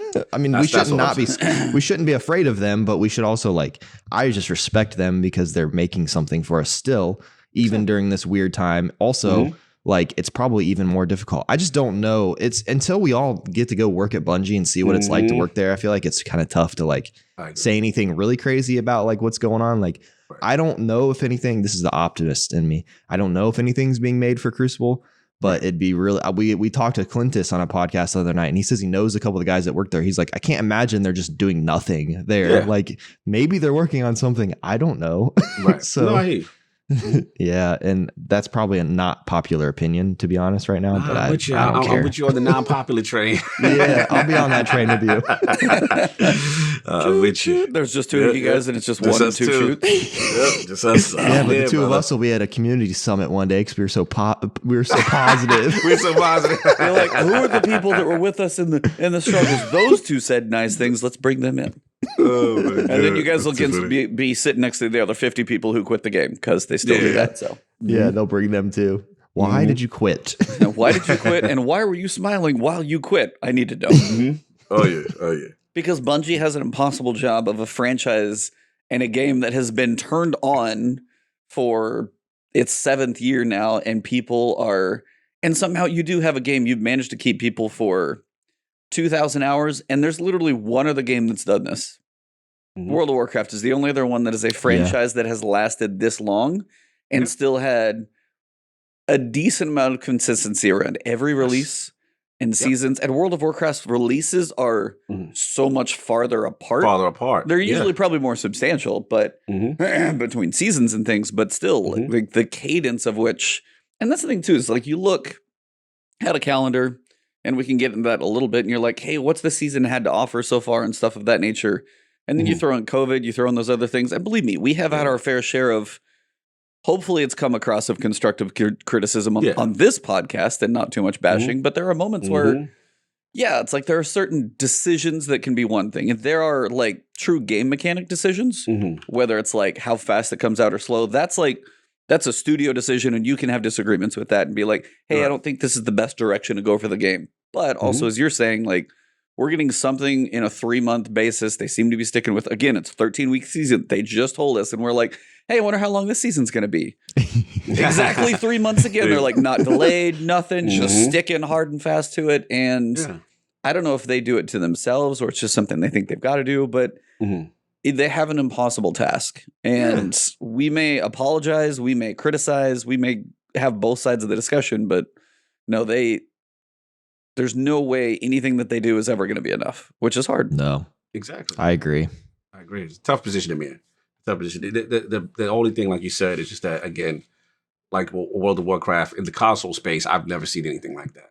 So, the pure longevity is just amazing. That's commendable. To keep interest that long, to keep people engaged that long through the highs and the lows, is still to be commended. And like, again, we don't know the effects of the pandemic. Like I said, I talked to different people in the industry. I know about motion capture. I know about orchestra. We had our guy Sky Lewin in. He was talking about the challenges with that. As far as voice actors being in the same room, there's a lot of constraints that really set people back. And then the last point, we can't forget, they're an independent studio now. They're independent. There's no Activision behind. This is all them. But that's what I wanted to say. But I just find it funny that people were quitting, and then the new trailer come out. Oh, it's on, baby! It's popping. No, keep the same energy you had, because we know Bungie. One thing about them, their marketing. First of all, the gunplay, we already know what it is. You know what I'm saying? The end game, we already know what it is. We know why we love this game. You know what I'm saying? The loot, we know what it is, but we know why we love this game. But when them trailers hit, it could be the worst. Even when Curse of Osiris trailer hit, we was like, whoa! It's something about the their trailers, marketing department. They know how to sell something, and it gets the feels bubbling, and that little bit of doubt you had, you get excited. You're like, all right, I gotta see, I gotta try. You come right back, and it gets you every time. So I just laugh at the people who say they quitting, because I know you coming back. You're coming back. So I'm just going to wait on my time and say, okay, which DLC is it going to be, this one, or is it going to be this fall? You're coming back. You always do. You're coming back. They always come back. Yeah, and that's always come back. I was going to say, go ahead, Luke. No. I was just say that, like you said, like the first tweet is a screen recording of Destiny 2 being installed, and then the second tweet is, did you see the Trials armor? No! Oh, they brought my boy back up. Oh, it's on now. I got. So true. I see. I don't even call people out no more. I just sit there and laugh. I just because like maybe a month ago they had an uninstall video. They made an article. Oh, I'm quitting, and it's all okay, cool. We see. Do what you gotta do, but you're coming back. You're coming back. You'll be back. I was like, and that's the thing. too, I was going to say is like the people who get, some people truly will get to a point where they're like, especially certain content creators, like Imtash is a prime example. He's covered the game so well for so long. He ventured out for an example and found even greater success in something else. And for him, it's the base of like, honestly, his is a business decision. He still may be like, hey, there could be a cool quest to come back for, but it's like, if I'm not doing this other thing, that's a thing. And for him, dude, congrats. Like, he hit like gold with Genshin, I think is what it was mostly. But it's like, for a lot of us, it's like, and I'll say that in my videos, like, I have been playing other things. I will still always play Destiny because if nothing else, I know I want to see it to the end. Always going to see how the content is. You're going to have your ups, you're going to have your downs, you're going to have your ebbs and flows. But like the uninstall is so overly dramatic. And also, as you guys have said at this time, it's been done too many times. Like, stop it. This is the only game that's like, hey, Division had something come out now. It was like, I don't even know if there was a blip on anything. Bro, but Anthem, Godfall, like, Outriders is, I'm leaning optimistic. We talked about it last episode where it's just because I think it's going to be a game that's got a good 50-hour chunk, cool leveling, fun abilities, like a bespoke end game. And it's like, it's a package, but it's not a live service. There will be an endpoint. When you're done, what's going to be waiting for you? Again, this. So it's okay to go play and experience other things and just know that, like, you want to go play some Call of Duty, you want to go play some God of War, which you should play. But still, this is going to be one of those few things you don't have to live in it, as you said. And that's going to be the best way, is to understand that it's either you're one of those that love Sherping, which a lot of the Twitch community is like, I'd love to take you through Hawk Moon missions. And that was a sad thing when we talked to CB last week of like some of the Sherpa missions and things that aren't in the game. That stuff does kind of hurt a little bit, but like you can definitely help a lot of people. But if that's not your thing and you're just, I want to play a game, play it, enjoy it when it's fun. And only just, if you're not having fun, there's a lot of other fun things. And then when it's fun again, come on back. It just, it doesn't have to be the big dramatic uninstall graph. I agree. The only time uninstall makes sense is if you like legitimately just don't have enough space on your computer to like download a new game. Come on, buy a hard drive. Yeah, or buy. That's what I like to do. But if you don't have enough money to buy a hard drive and you can't play any other games, just go ahead and uninstall. But make sure you say that's why. I'm just kidding. I feel like I've been playing other games recently too. And I only, for me, because I don't play as much as I want to. Once I've done all my seals and I have all my things completed, like there's not really a whole lot of stuff for me to do in Destiny. Then I feel happy to go like, I want to play Assassin's Creed and see how that rolls. I want to go play some. I bought FIFA again recently, which is nice. That just seems to have you. Did you play? Do you play soccer in real life? You have to. I did. Okay. So I played soccer all the way through college. I played my whole life. I actually wanted to go pro, but I realized in college I'm playing Division 3 soccer. I'm definitely not going pro. This is it. This is the extent of my. You had that reality check, and you're like, "Yeah, I'm like, frick. I've tapped out." Yeah. I respect it, though. I respect it. That's funny. But awesome. I was like, you would kick most people's butt on a soccer field, but you're like, David Beckham, even at 45, probably still got me. It's fine. Oh yeah, at 60, he would school me. I'm just an American soccer player. We already have that going against us in America. So. The females seem to do well. The guys, like the male U.S. soccer team, struggle busing. It seems for a while. So. That's a huge conversation because the youth programs in the United States they ain't kicking it. But that's a whole nother podcast. What it is. No, you're right. It's literally what I was just about to say. It's just. From a culture standpoint, we don't cultivate it. No, we don't care about it. You don't grow up want to be a soccer player. You grow up want to be a football player. Exactly. It's certain sports that it's just tougher to get into in the States because it's not grown. When you go internationally, it's the biggest thing in the world. These kids from you're born with a soccer ball or a football, as they would call it. That makes more sense. But exactly, it's a different energy, man, and it really shocked me. I was like, wow. As I got older, I was living in a bubble because this is truly the world sport. In my mind, I'm like, basketball, football, American football. Like I say with them, like I'm thinking that's some big deal, but no, soccer, aka football. Yeah, you've got the Super Bowl, and then you've got the World Cup, which is truly the world coming together. So that's always every 4 years. Unless we're not in it, then it doesn't matter which happened last time. True that. Yeah, World Cup is a different energy, bro. Man, listen. Oh yeah, love it. Absolutely. That one's cool. Yeah. Yeah, it's like I wish I was more into soccer for those rare moments because I've worked at a couple places. There's those couple soccer players that time of year, and they just absolutely lose their mind for certain things, and you're like, I get it, dude. You've never been in like a soccer supporter, like a real soccer supporter section. It is nutty. Like, and even in the United States, like we have the Columbus Crew is in town. I've been a fan since I was a kid because the crazy part about soccer. I'm sorry, we're talking about soccer now on a Destiny podcast, but this is our podcast that goes wherever it wants. Tangent City, baby. Let's go. The United States MLS started in 1996. It's only been around for like 25 years, which is insane because like the Premier League's been around for like 200 plus years or whatever. Yeah. And like we have the Columbus Crew, and I used to be a part of the thing. The Nordeck is what it's called, and there's different supporter sections in it. So there's like La Turbina, which is like the Spanish one, and then there's the Hudson Street Hooligans, and then there's the Crew Union. That's like the three that are in there, and everyone gets in, and it's just like there's like chants, and it was nutty. Like, and I'm not proud of this, but like we went to the MLS Cup that they had in the Crew Stadium once, and we lost, but they scored in the first few minutes. The other team did, and we were in the corner, and they came over. The player came over to the corner. Everyone was throwing full bottles of beer at them, like throwing. Like all you saw was like a rain of like tall boy Bud Lights just raining on this. He was like, he like ran away. Like, that's soccer. Like people get nutty. And it's just like chants the whole time, constantly. And that's just in the United States. If you go to like Old Trafford in England, in Manchester for a United game, 75,000 people every game. You can't. Well, whenever there's not COVID, you can't hear anything other than just chants constantly, and not like American chants like "Let's go team," "Let's go." No, like real songs, bro. Real quick, because I know we turning this into the last. That's the soccer podcast, but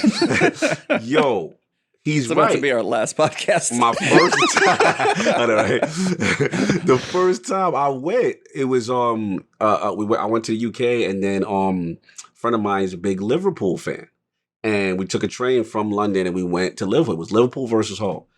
It was the most insane experience I've ever. Like they had a full song. This "You'll Never Walk Alone." It was it was insane. I've never seen that level of intensity and passion for a sport, and trust me, I am a big American football guy and basketball person, and to see it dwarfs any. Super Bowl, it dwarfs, and this was a regular season game. This wasn't even anything like, you know what I mean? Like that's the different level of it's nonstop. But salute for sure, man. I definitely hear where you're coming from on that, man. Tremendous energy for sure. That's why I've always liked soccer. This is a good diversion.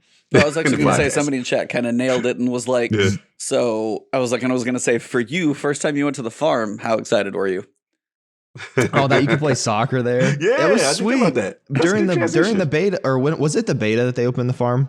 And then is that what it was? Yeah, there was a time where people were streaming and they're like, "I've been in the farm for 17 hours after the beta ended," like that kind of thing. I think it was the farm because we thought that's all the solar space we were gonna have, and then we got to like the tower wall thing that we've been in for a while. So that was forgot about that. It was cool to play soccer in there. I enjoyed it, but you could also play soccer. Couldn't you play soccer in the tower eventually too, in that back area? Yes. I don't know if you can anymore since what's his name ships back there. Yeah, I don't know. Yeah, that's a good question. I don't know if you can still. But yeah, I thought that was funny. I liked what they said. The farm soccer is about as obsolete as the men's soccer team. Somebody in the chat just said that. That's hilarious. That's amazing. Somebody was even saying like, "Oh, like you could play Destiny and soccer." I was like, I don't know if anybody else played this damn game, but Mega Man Soccer. Did anybody else? I never played that. Oh, because it was like all the different like Mega Man powers and stuff like that. Oh, it was absolutely bonkers. It was like kind of like Mario Soccer and stuff. So of course, like NES game, but you've got Mega Man with all the different like, Wood Guy and Saw Guy, like all those crazy people. They're playing soccer together, and you got like slides. Like, I'm probably awful at FIFA, and the couple of times I picked it up, I'm like, I don't understand how I can be this bad at a video game because I am awful at FIFA. For the 2 or 3 times I've ever picked up like a demo and be like, oh my god, I'm so bad. Those games play great though. Yeah. But on the other side, like Mega Man Soccer and like that type of stuff, those were fun. It's just been a long time. Yeah. Oh yeah. Okay, apparently we have stuff to talk about in the world of Destiny an hour and 15 minutes into the podcast. It's fine. Still haven't talked about anything, but it's cool. No, Destiny soccer podcast. It's cool. So we got some stuff in the game. Where do you guys want to start? Because the trailer? Yeah. That seems like a good place to begin. That'd be a good place to start. What stood out the most from the trailer to you guys when you were looking through it? Like what what happened during the trailer? Multiple different pieces stood out the most to you guys. Oh, let's go with the Luke. This is gonna sound dumb, and this is me being like oblivious to things once again. But I watched it on Twitter, but with the audio off, and then like later on, everyone's like, "The Empress is gonna be there." I'm like, "Empress? What are you guys talking about? There's no Empress." I think that this main character, I didn't know that it was a female, which is. If that's what like there are in Cabal, I don't actually know what the genders are for Cabal, but well, she's a female. Yeah. I was like, was I watching the wrong thing? Because everyone's like, the Empress is here, and then I rewatched it. I'm like, oh, that is an interesting looking bad character that looks kind of like an elephant without a nose. Yes. Yeah. Yes. But I honestly, what stood out to me was I saw the palindrome and I got really excited. Old content, baby. Old content. Gotta get those reissues. We like that reissue. We like that reissue, and it's our favorite reissue. Yeah. No that doubt. and honestly, just I didn't actually. I mean, I'm pretty excited about this. I don't really care much for Cabal, so when I saw that it was Cabal again, I was like, oh my gosh, how many more times are we going to be Cabal. fighting against another version of the red whatever? But that's Legion. Not them. Now it's the whatever we're called. I think I read it somewhere. They called the what was it? It's somewhere in the. I don't know. It's somewhere in there, but I did like think the most hardcore part of the trailer was when she's like, bow to me, and Sval's like, no. And then, which obviously, if he would have bowed to her, I'd been like, what the heck's wrong with you? There's something wrong with you. Yo, it's not him. I think for a second, people were like, is he? Yeah, because he stuttered. He's like, stuttered. He walked up and was like, no. Like, usually was like, no, we are guardians. Like he usually does stuff like that, but I don't know. It was interesting. What about you guys? Yeah, I mean, for me, it's I love it. There's nothing better than a Destiny trailer just to see where the direction is gonna go, and I was excited because I didn't see the whole Kato. That's the pronunciation of her name. Keitel. Yeah. I didn't see that coming. I didn't think we would get anything involving that storyline. So now that we have, and it's confirmed, I thought she was cool. This pseudo negotiation that's supposed to happen. Yeah. And, it's a boy Zavala. He ain't want to bend the knee. He did not want to bend the knee, and I got to respect it, so that was cool. Just seeing, I think for me, whether we wanted it or not, we've stepped into a war with the Cabal on Nessus, the Cosmodrome. No. Yes. On everywhere. You know what I'm saying? So that was interesting. I like my man O in the background, seeing part of the negotiation, see what's going on. Hey, it's pretty quiet. It's quiet. He got some stuff to say at the end, which I'll comment on. But, for me, the first thing that really excited me was strikes. I didn't think we were going to get, the 3. So I'm like, wow, that's cool. We're getting a new one, which I didn't see. I thought we were just going to get the 2, maybe revised, and that's it. So that was cool.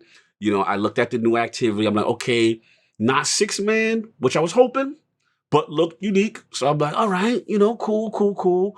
Caught a snippet of the Crow in one of these negotiations with a bad load. Oh, he gold. Looked good. Osiris hit him up with some drip. That looked like some gold Osirian drip. They're gonna have to sell that in the Bungie store. Yeah, that drip is woo. So that was good. That was cool. It was good to see him out there. I want to know where they go with that because again, I didn't think, knowing Bungie, they'll do a story arc and then they'll go away from it. So I didn't know what was gonna happen. We're gonna see him again right after that. The thing. So it's cool to see him. And then, man, the last thing of the trailer, I will say, I mean, obviously the weapons, they talk about all the weapon infusion that they're putting back into it. Good. Trials, of course, I'm happy. I'm, Trials of Osiris family. I love that.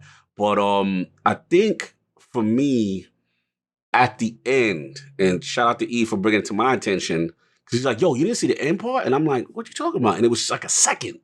And he saw that little Scorn... Apparently it's a normal. What was that? It's a normal looking Screeb, which somebody showed me a picture later on. I thought it was like a crazy looking Screeb, but somebody just took like a screenshot. But it is. This is going to be my part, so I'm just going to steal your thunder here. Yeah, go for it. The end of the. This is the only you covered the trailer. It's like, all right, I want the end part. I'll take that. So the end of the trailer. Couple things. One, Osiris is. So there's like 2 frames. I literally had to like go frame by frame in the video to try and figure out, because I'm doing this live on stream and I'm trying to like zoom fast forward. And every time it pops, I'm like, I can't pause it fast enough. So I'm going frame, pause. Okay. So it's a picture. It looks like a horror movie shot, like Resident Evil picture, but it's a scream. And then like the other, it's like a black frame, and then one more where it's a bit closer up and you can see the teeth, and it's definitely like, it's a scream. Right. And it's not a crazy one. I thought it was like an ogre scream because it looked all weird, but apparently they just look like that. It's just shot in a strange way. Okay. And then during that darkness part of the video, Osiris says, there is no light here. No light in here. Yeah. Which somebody in my chat brought to reminded me that's also what Zal says in the Whisper mission. That's true. And I totally forgot about that. So that's kind of an interesting implication of that piece. But the other side is it shows just like a ship. Now, it also looks like it's floating in the tangled shore and stuff of that nature to be like, you can't tell if that ship's in good shape or not because it's just kind of floating there. The bottom hangar door is open. And then there's a little bit of writing that shows up on screen. And my speculation, and again, it's like, this is my hope. I don't know what to expect. Let's go. The ship floating there, I think between chat and I talking about this for the last couple of days, we're hoping that's like a secret mission. Ooh. Now, for like a gun? Like an like the exotic secret missions? You have the Tex Mechanica redacted quest. So we don't know if it could be related to that. It would seem weird that a Hive Cabal weird ship is Tex Mechanica related because those two don't seem to connect. But maybe there's some weird, blueprint somewhere. But there's also a piece of lore. Thank you to my chat, by the way, because they're like, go look on this single piece of armor. There's one line that says this. And it says there's a rumor that Callus was going around scooping up Scorn. So if you kind of put 1 and 3 and 4.5 together, you can basically potentially say maybe there was a Cabal ship because it looks like it's floating in kind of an asteroid belt area that's driving around the like tangled shore trying to pick up Scorn. And in my mind, what I leap to, and I know this isn't going to be true, but I'll tell you another reason why I hope it is. I'm hoping this is like Alien Isolation. There's a ship that was, like one of Callus's like, hey, go pick up these as many as you can find. The Scorn get out, they take over the ship, and now it's just like overrun, like Alien Isolation type thing is what I'm picturing. That'd be kind of fire. I see. And then Horror Dungeon, thank you, exactly what I'm thinking about. And then the other piece is Nine Hydras is an amazing artist. Shout out to her, Eve, for Bungie. She has made like part of 0 Hour, helped with Shattered Throne. So we're talking secret missions and dungeons. And I'm going, same person. Said, and that's the only thing she tweeted was like, just tweeted about, be like that, and there is no light here. That's all she tweeted from the trailer. And I'm just like, she on it. And I'm like, okay, so I'm like, put all of that stuff together. I'm like, secret mission. What if it's like a timed one where you got to go into the ship, you've got to like get into like the bows of the ship, go steal this like blueprint or something that's in there, and then escape within time as well. I could see it happen. And again, this is way too far. And it's everything I say is always temper your expectations. I'm not tempering for this one because I want to see some fun. Yes. I'm excited about that because those are my favorite pieces of Destiny. The raids are great and Deepstone Crypt really cool. Always in King's Fall, trust me, you and me agree on that raid as well. But the dungeons, the solo experience, those have been my favorites. So crossing my all I'm saying is I'm crossing my fingers. It could literally be nothing. It could be a cinematic that goes into season 14 and it's squat. But my hope is that. I will say this to jump in and add on. The timing is about right. If it is, because we got our raid, right? We know we're not most likely gonna get Vault revisited this season, right? So it's gonna be, you figure, another season for that to come back. And it's about dungeon time. It's about dungeon time. Yeah, it definitely is. So I could see it, and we looked at that calendar, which we'll get into. There's some room, some wiggle room space that could do it. And man, like shout out to the chat. I was just my whole thing was like, because I'm an Osiris fan, I'm like, Osiris, would you stay in the house? You ain't got no go. Stay in the house, bro. Stay back in the top. What is you doing out there, man? Like I didn't think he'd be moving around and doing this stuff again. I'm like, this is not what I want to hear right now. I don't want to hear about you bellowing that there's no light in some area which you ain't supposed to be. Please get back to the bazaar at the Go tower. sit there until we get you another ghost. Exactly. Somehow. We're going to find this, or the cigar, if she still exists, or get something. We're going to work it out. But that was my whole thing. But now, all jokes aside, I do hope it is a dungeon. That would be cool. And yeah, and the last thing I'll say was no Leviathan. No Leviathan. So I was interested. You know, I'm very curious to see what has happened. I'm curious to see Cadel and the Callus relationship, if that gets touched on even more during the conversations we have with her. But the vibe I'm getting, I don't know if you felt agree with this, Luke, that even though we didn't agree to her terms, if you look at the thing, it's almost like we have to prove our worth to her in Cabal, like the way they respect each other. It's like through strength, right? So it's like, okay, we do this, we beat her champions, we do this, then it's like, okay, I'll align with you because as in the Cabal way, you have earned it, kind of thing. What do you get from that, Luke? Yeah, I feel like, and if I'm predicting what's going to happen, I'm predicting that it's going to twist. So like she said, you need to bow to me, and what they do need to work together. Everyone needs to work together to defeat the darkness, but it has to be the other way. It has to be on the good side of things. It can't be like a dictatorship where the Cabal are leading everything. It's got to be like a two-way streak. So I think you're right. We're going to like prove ourselves to her. I don't think that she's going to be someone we kill. I think it's going to be we get to a point where she respects us and she's like, does the hand, it's just at the end, like, you know what, buddy? And shakes our little tiny guardian hand. And then, it's like, I'll see you on the gridiron, fist bump. Like, yeah. And then somehow the Cabal are maybe on our side, or like maybe this is all leading up to, cause I think this is all leading up to Lightfall, which is going to be, lots of aligning of teams and a big army. Because last time it didn't work. Because last time it didn't work very well when it was just the humans and the Guardians fighting. It needs to be everyone fighting for the system. So I think this is just a start to that. Also, and before I forget this, imagine how funny it would have been if Cade was still alive and he was in that room whenever she was saying "bow to me." Oh God! What would have been his little one-liner? One-liner would have been lit. Yeah, facts. You're right. But that's kind of what I feel like. And I just thought, I didn't even think about that till just now. Like that is probably the route it's going, and that's like a good. I want my mind to keep thinking that because I need the storyline to keep going, because it kind of stinks at the beginning of Beyond Light. Like the darkness came, and then that big light happened, and then we lost part of the system, and then we didn't talk about it much more after that. Like the next day, Beyond Light just came out. I'm like, this is crazy. Did everyone just die? Like the whole place blew up. Yep. But so I want that storyline to keep happening, and obviously it's going to, because they have cutscenes that are literally them saying the darkness is here and we are surrounded by it and you must bow to us. But of course the Cabal is going to make it a little bit tougher for us to figure out how to make that happen. We have to prove our worth and do a season of stuff. Or what do you think? Why do you guys think, and this might be off, why do you guys think it's called Season of the Chosen? That's a good question. What do you think? I mean, I'm a little confused because the Callus storyline to me felt like, we were aligning and doing things for him. You know what I'm saying? Like we were setting up when we have a relationship with Callus, right? We know the story with the whole Midnight Coup, which I think is an awesome story. You know what I'm saying?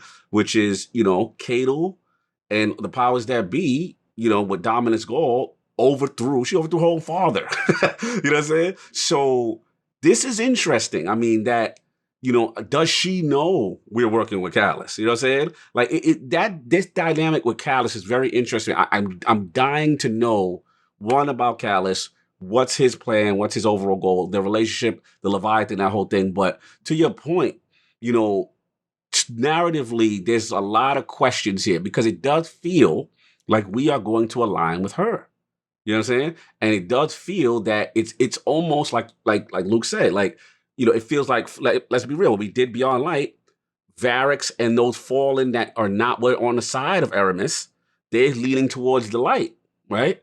You got the remaining Cabal who, let's be real, are very fractured. So let's be real. First of all, she ain't got no reason pulling up on nobody, talking about bowing anybody. That meme. I love the meme that is rolling around. Be like, bow. You see the meme, right? I'm sorry. Yeah, what have we done? We've killed gods, all of this. We've been kicking the crap out of the Cabal. What are you thinking? That one killed me.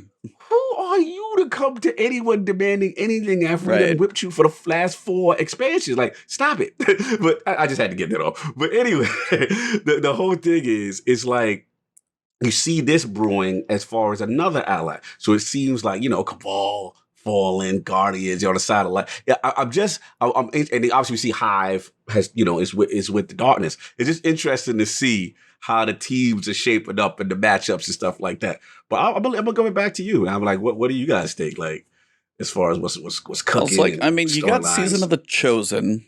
And it's like, what does it mean? Yeah, what does that imply? And it's like, part of it is just the implication of you see Keitel and like Zavala and Osiris, and then you see a piece of that cutscene later where they're standing over like a Scion standing in front of a chest, and they're talking, and Crow's behind Zavala. Crow gets an upgrade if he's standing next to Zavala, by the way. So I'm very curious how the hell that pans out. That's true. Yeah, how is that? Yeah, but again, she was always like, I'll get my gilded knife and I'll see you on the battlefield. Like, it's almost more of like a competition who's going to come out on top. Yes. Because even when like she steps back and you see the sights get drawn on the two main, like Zavala and Osiris, it's not like I'm going to kill you. It's I want to see, it's like, bow to me. And Zavala's like, no. So it's like, okay, we have different ideas. She's a military leader. Right. But it's like the bigger evil, like is the enemy of my enemy, my friend. Right. That's the point of also, she's like, bow now. Okay, they're not going to bow. All right, let's see what they're made of. And I think this is going to be the season of, either, chosen is a weird word to try and, so it's like, I don't know how I can specifically tie that together. But for me, it does seem like Battlegrounds are literally what this season's thing are called. Right. Our champions versus their champions, going head to head in the gridiron to see who's going to basically come out on top. And I think if we kick the crap out of them enough, which we know we're going to do because we beat the Cabal all the time, I feel like she almost has to, and I don't know how Callus is going to come into play, but the Cabal, I don't know where the Fallen fall. Still haven't figured out where they're going to fall, but I think the Cabal are hopefully going to be smart enough in the long run because Callus did the same thing. He put us through games. He tested us. He put us through. They're all about respect. Like that's how they. That's their ideology. Yeah. So the war, as you said, like the Warriors, if you can win in, the gladiator games, if you come out on top, I'm going to respect you and then we can work together. But we have to. So this is kind of like the Battleground proving grounds per se. Yes. I still don't know why Chosen specifically is there, whether like Crow has a specific story to be like chosen for him or I don't know. I don't know where the Chosen comes in, but I definitely will say like, I think we, one way or another, Callus, Keitel, both, none, some ally with Cabal to go against the darkness. Right. Like, because she's like, these are the two. Right. We got to do this together to hold a shot. So it's like, I think it eventually has to get there. Yeah. Last point, and I'm going on with this long. It's just maybe in Cabal terms, them seeing us as the chosen. I don't know. I'm just, it's a very interesting term to make it season of the chosen. So I'm curious to see where they go. Same. So we got that. You mentioned the strikes. So we get the two old ones from D1, which are going to be new to some people. So you've got Sepix in the Devil's Lair, and you've got the Fallen Saber Strike. All I can say is the Warsat protection on a Grandmaster Nightfall. Oh, good freaking luck, dude. That part's terrible. That part was hard in D1. Awful. Yeah, that part was and now awful. doing a Grandmaster with champions. And you're going to be going in with 3 Titan bubbles every time. Seriously? Like, facts, yeah. So I know that's going to be dicey. Sepix, I mean, you can figure out that one will be a bit more manageable. I'm sure there's champions, of course. I just need E to hear his music. See, that's the thing, though. The Sepix perfected music, when I got the rock remix, sadly, I don't think that will be there. I don't think we'll get it. I don't think we'll get it. Or I would love it if they would occasionally just like, when you go into the strike, you don't know which track you get. I would love it if you could have both. That's true, and they have to figure out a way to tell us like that, like they did with the Omnigol remake. Yeah, they have to figure out a way to make it make sense in the lore. We've killed this dude twice, so who's the third one-eyed man who's going to be in there? Yeah, exalted servitor that sustains the fallen house of devils in the Cosmodrome. Now, who is the house of devils? Is that Eris or Aramis? Is that? I can't remember that. No, hers was the house of darkness, but the devils was Skolos. Is that right? Somebody in chat may know. I don't know that. Yeah, it's like somebody in chat will know. But Yeah, it's like that one seems kind of arbitrary, like out of nowhere. So again, I do hope they get the little bit of lore to explain why it's there. But we get a third new strike, and I'm with you, Cog. I did not see it coming. I did not see a new coming. So happy, There's a bro. big, like, big giant mobile tank on Nessus that we're gonna like. Kind of has a pretty cool, like, not quite Wrath of the Machine and like Zamboni vibe, but definitely something where we're jumping around on this tank. It's pretty big. I think it could be a lot of fun. And it's just if nothing else, like we're going from 7 up to 10 strikes, so the strike pool will be cool. Now, granted, I can sit there and say I wish they still could mess with some of the strike modifiers a little more than they do, but at least we got 3. But for some people, be like, I've seen this strike for 3 years. It's been a while since I've seen it. No, it's like, and I was like, so it will feel a little better. But for some, it's like I got 1 for like an entire year is what some people are going to see. So, I mean, overall, I'm very curious to see how they handle the lore piece. And I think for me, that's where Destiny has me the most at this point. Is the story. I want to see where this story goes because they've been building it for so long, and we finally think they have like a narrative, like through line and arc to go through these things. And the story is what has me the most excited. And the activities are just kind of like almost the journey along the way until something just blows me away. To push it through. Yeah, that's how I look at it yourself.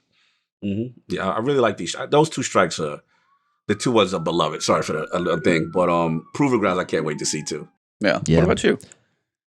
I'm excited just to get the Cosmodrome used more because I love it, and I'm glad it came back, but there's just not a ton of stuff to do there. And it'd be cool for them to not only give us older stuff, yes, but if they could continue to figure out ways to add on to the Cosmodrome, kind of like how they do with the EDZ. They've added all kinds of random like little nooks and crannies in there where you can go, where they just like the Hawkman mission, like all that stuff wasn't there before. So I feel like they could totally do that with the Cosmodrome just because it's a cool spot. I love strikes. I've been very vocal about it, but I've not been a huge fan of strikes in D2. I don't know. They just don't hit the mark for me. I don't know if they never will because this is like I feel like it's like a syndrome that D1 players have. Like nothing probably will ever be as good. I know. We always compare it to what it was when it first started. And when something when you experience it the first time, it's tough to make something better than that. But I'm very excited about Devil's Lair. I didn't really like the Fallen Saber Strike a ton just because that's tough. It's a tougher one, but not. It's I don't know. But the new one, does the new one come out on the day that this comes out, or does it come out later? I'm looking at comes out 6 to 7 weeks later, depending on if you own the season pass. Okay, because I'm looking at the thing and I couldn't find out. Is it Proving Ground strikes? Yeah, March 23rd. Yeah. Okay, so I'm very excited about a new strike. I wish that they would do that more. The only thing which we'll probably talk about a little bit is I hate that I don't see a new Crucible map on this again. So we can broach that right now if you want to, because that's about as good of a transition as we're going to get into that wonderful topic. How does one of the, there are people can say hype, this, that, the other thing. The one underlying thing is people are like, cool. 0. I mean, you've got trials. Trials is the thing that they do. They've got weapons, one of which is very ironic. You've got the armor, which looks fire. You've got some cosmetics. They talk about that stuff. But general Crucible stuff, maps, modes, reworks, 0. 0. So I just wanted a bunch to, of Iron Banner. When that sunk in, yes, I know they actually put Iron Banner on there multiple times. They hadn't done that in a while to be like Iron Banner. Like, this is what you're going to be doing. They need to fill slots up. We're going to cover the calendar a little bit later, but just the general feeling of when it sinks in, when PvP is not a big focus here, and then the TWAB came, still mostly just trials. Where do you guys sit? And Cog, I'm going to give it to you first, just because. What are you feeling? Got my Crucible shirt on today. You're right here. Just trying to hold out hope here. I mean, look, it definitely is concerning that there was not one mention of a new Crucible map. It definitely was concerning. There was no mention of a Crucible mode. Trials armor looks fire. Let's get that out the way. Trials weapons look fire. Gotta give it out. You know what I'm saying? I've seen that messenger in there. That looks like it's going to be in the Cold Denial class. And right now, if you're not like Cold Denial, and if you got the No Time to Explain, I'm wrecking in PvP with that. Don't time to explain. I feel bad for the people who don't have it. It's really strong. It's so good. It is so good. So for the messenger to be in that archetype, incentive, reward, get in there. We got to see what, and they said new trials, weapons, armor, and more. I'm holding out hope for what the hell is and more. Let's see what that is. More? What is more, right? The hand cannon look fire. You know what I'm saying? I ain't gonna front. It looks like the design. New ships, new Osirian. What's the other one? You just skipped over one of the weapons. What'd you skip over? Sword. Oh, the sword. Sword look the most ironic Trials edition that you've ever seen in your life. We can 3-peak with it. Yeah. True. You know what I'm saying? We gotta fix the issues. Yeah, that was the best thing. I gotta interrupt because that was the best thing. Be like, oh, Bungie said, oh, you guys wanted swords? You guys said something about swords and Trials? Here's a sword. Now look. Like the timing couldn't have been any worse. But remember, as we know, they developed in twos or whatever. I know. Right? Cosmos this just stuff was already done. Yeah. Click. Yeah, it was. They knew they fell into this joke. You know what I'm saying? They fell right into it. We get it.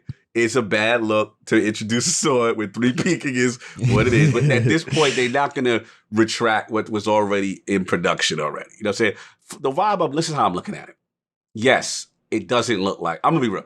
We're going to get a sandbox update. At the end of the season. You don't think we're going to get, oh, that's right. You don't think we're going to get any type of I think we get a little sandbox on the patch. We just got our sandbox update right now. You might be right. Actually, we get the sandbox update at the start of the season. We don't even have it yet. We don't even have it yet. Hopefully a little slight sandboxy The only thing they're going to do in the middle is the Titan, I feel. Right. And the Titan, stasis. We know it. And and Arbalest. We know Arbalest is going to get touched at some point, right? But look, the vibe I'm getting, this is the Trials fix season. You know what I'm saying?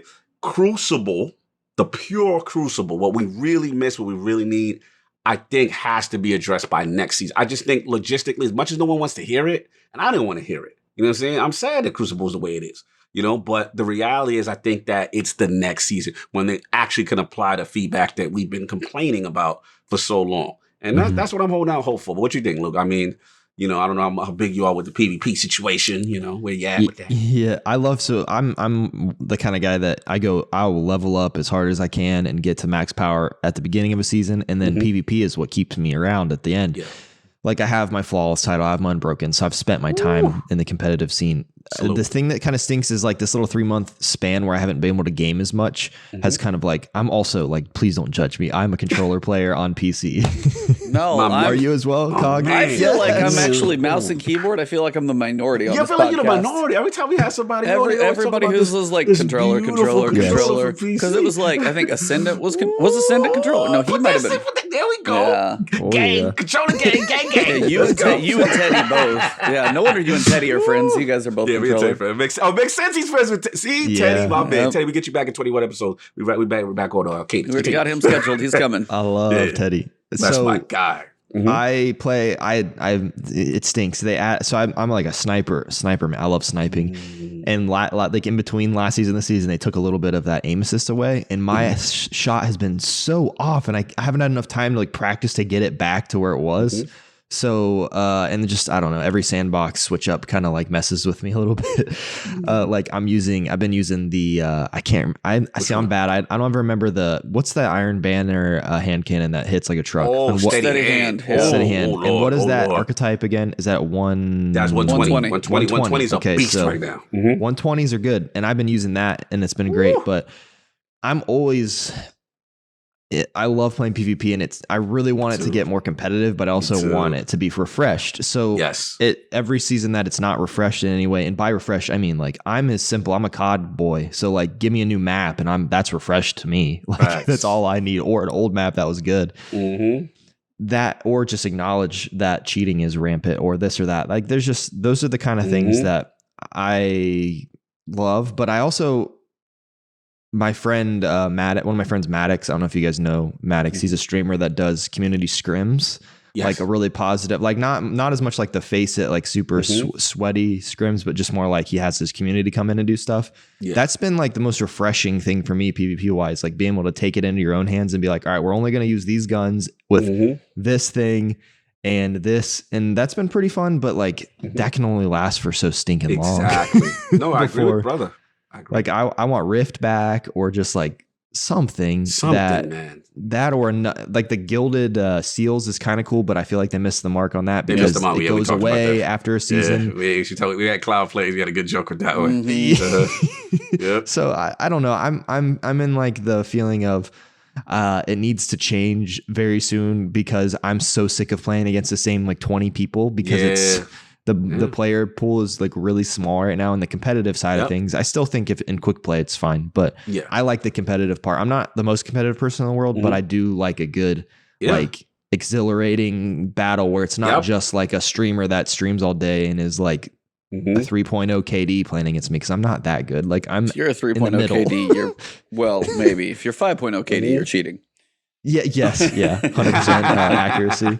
But I don't know. I would just like something like, I'm pumped about these weapons and trials because that's going to get me back. Because once they stopped adding new stuff, I was like, there's no point in it. I got the seal the one time. I was not doing it last year. I was like, it's no new stuff. I agree.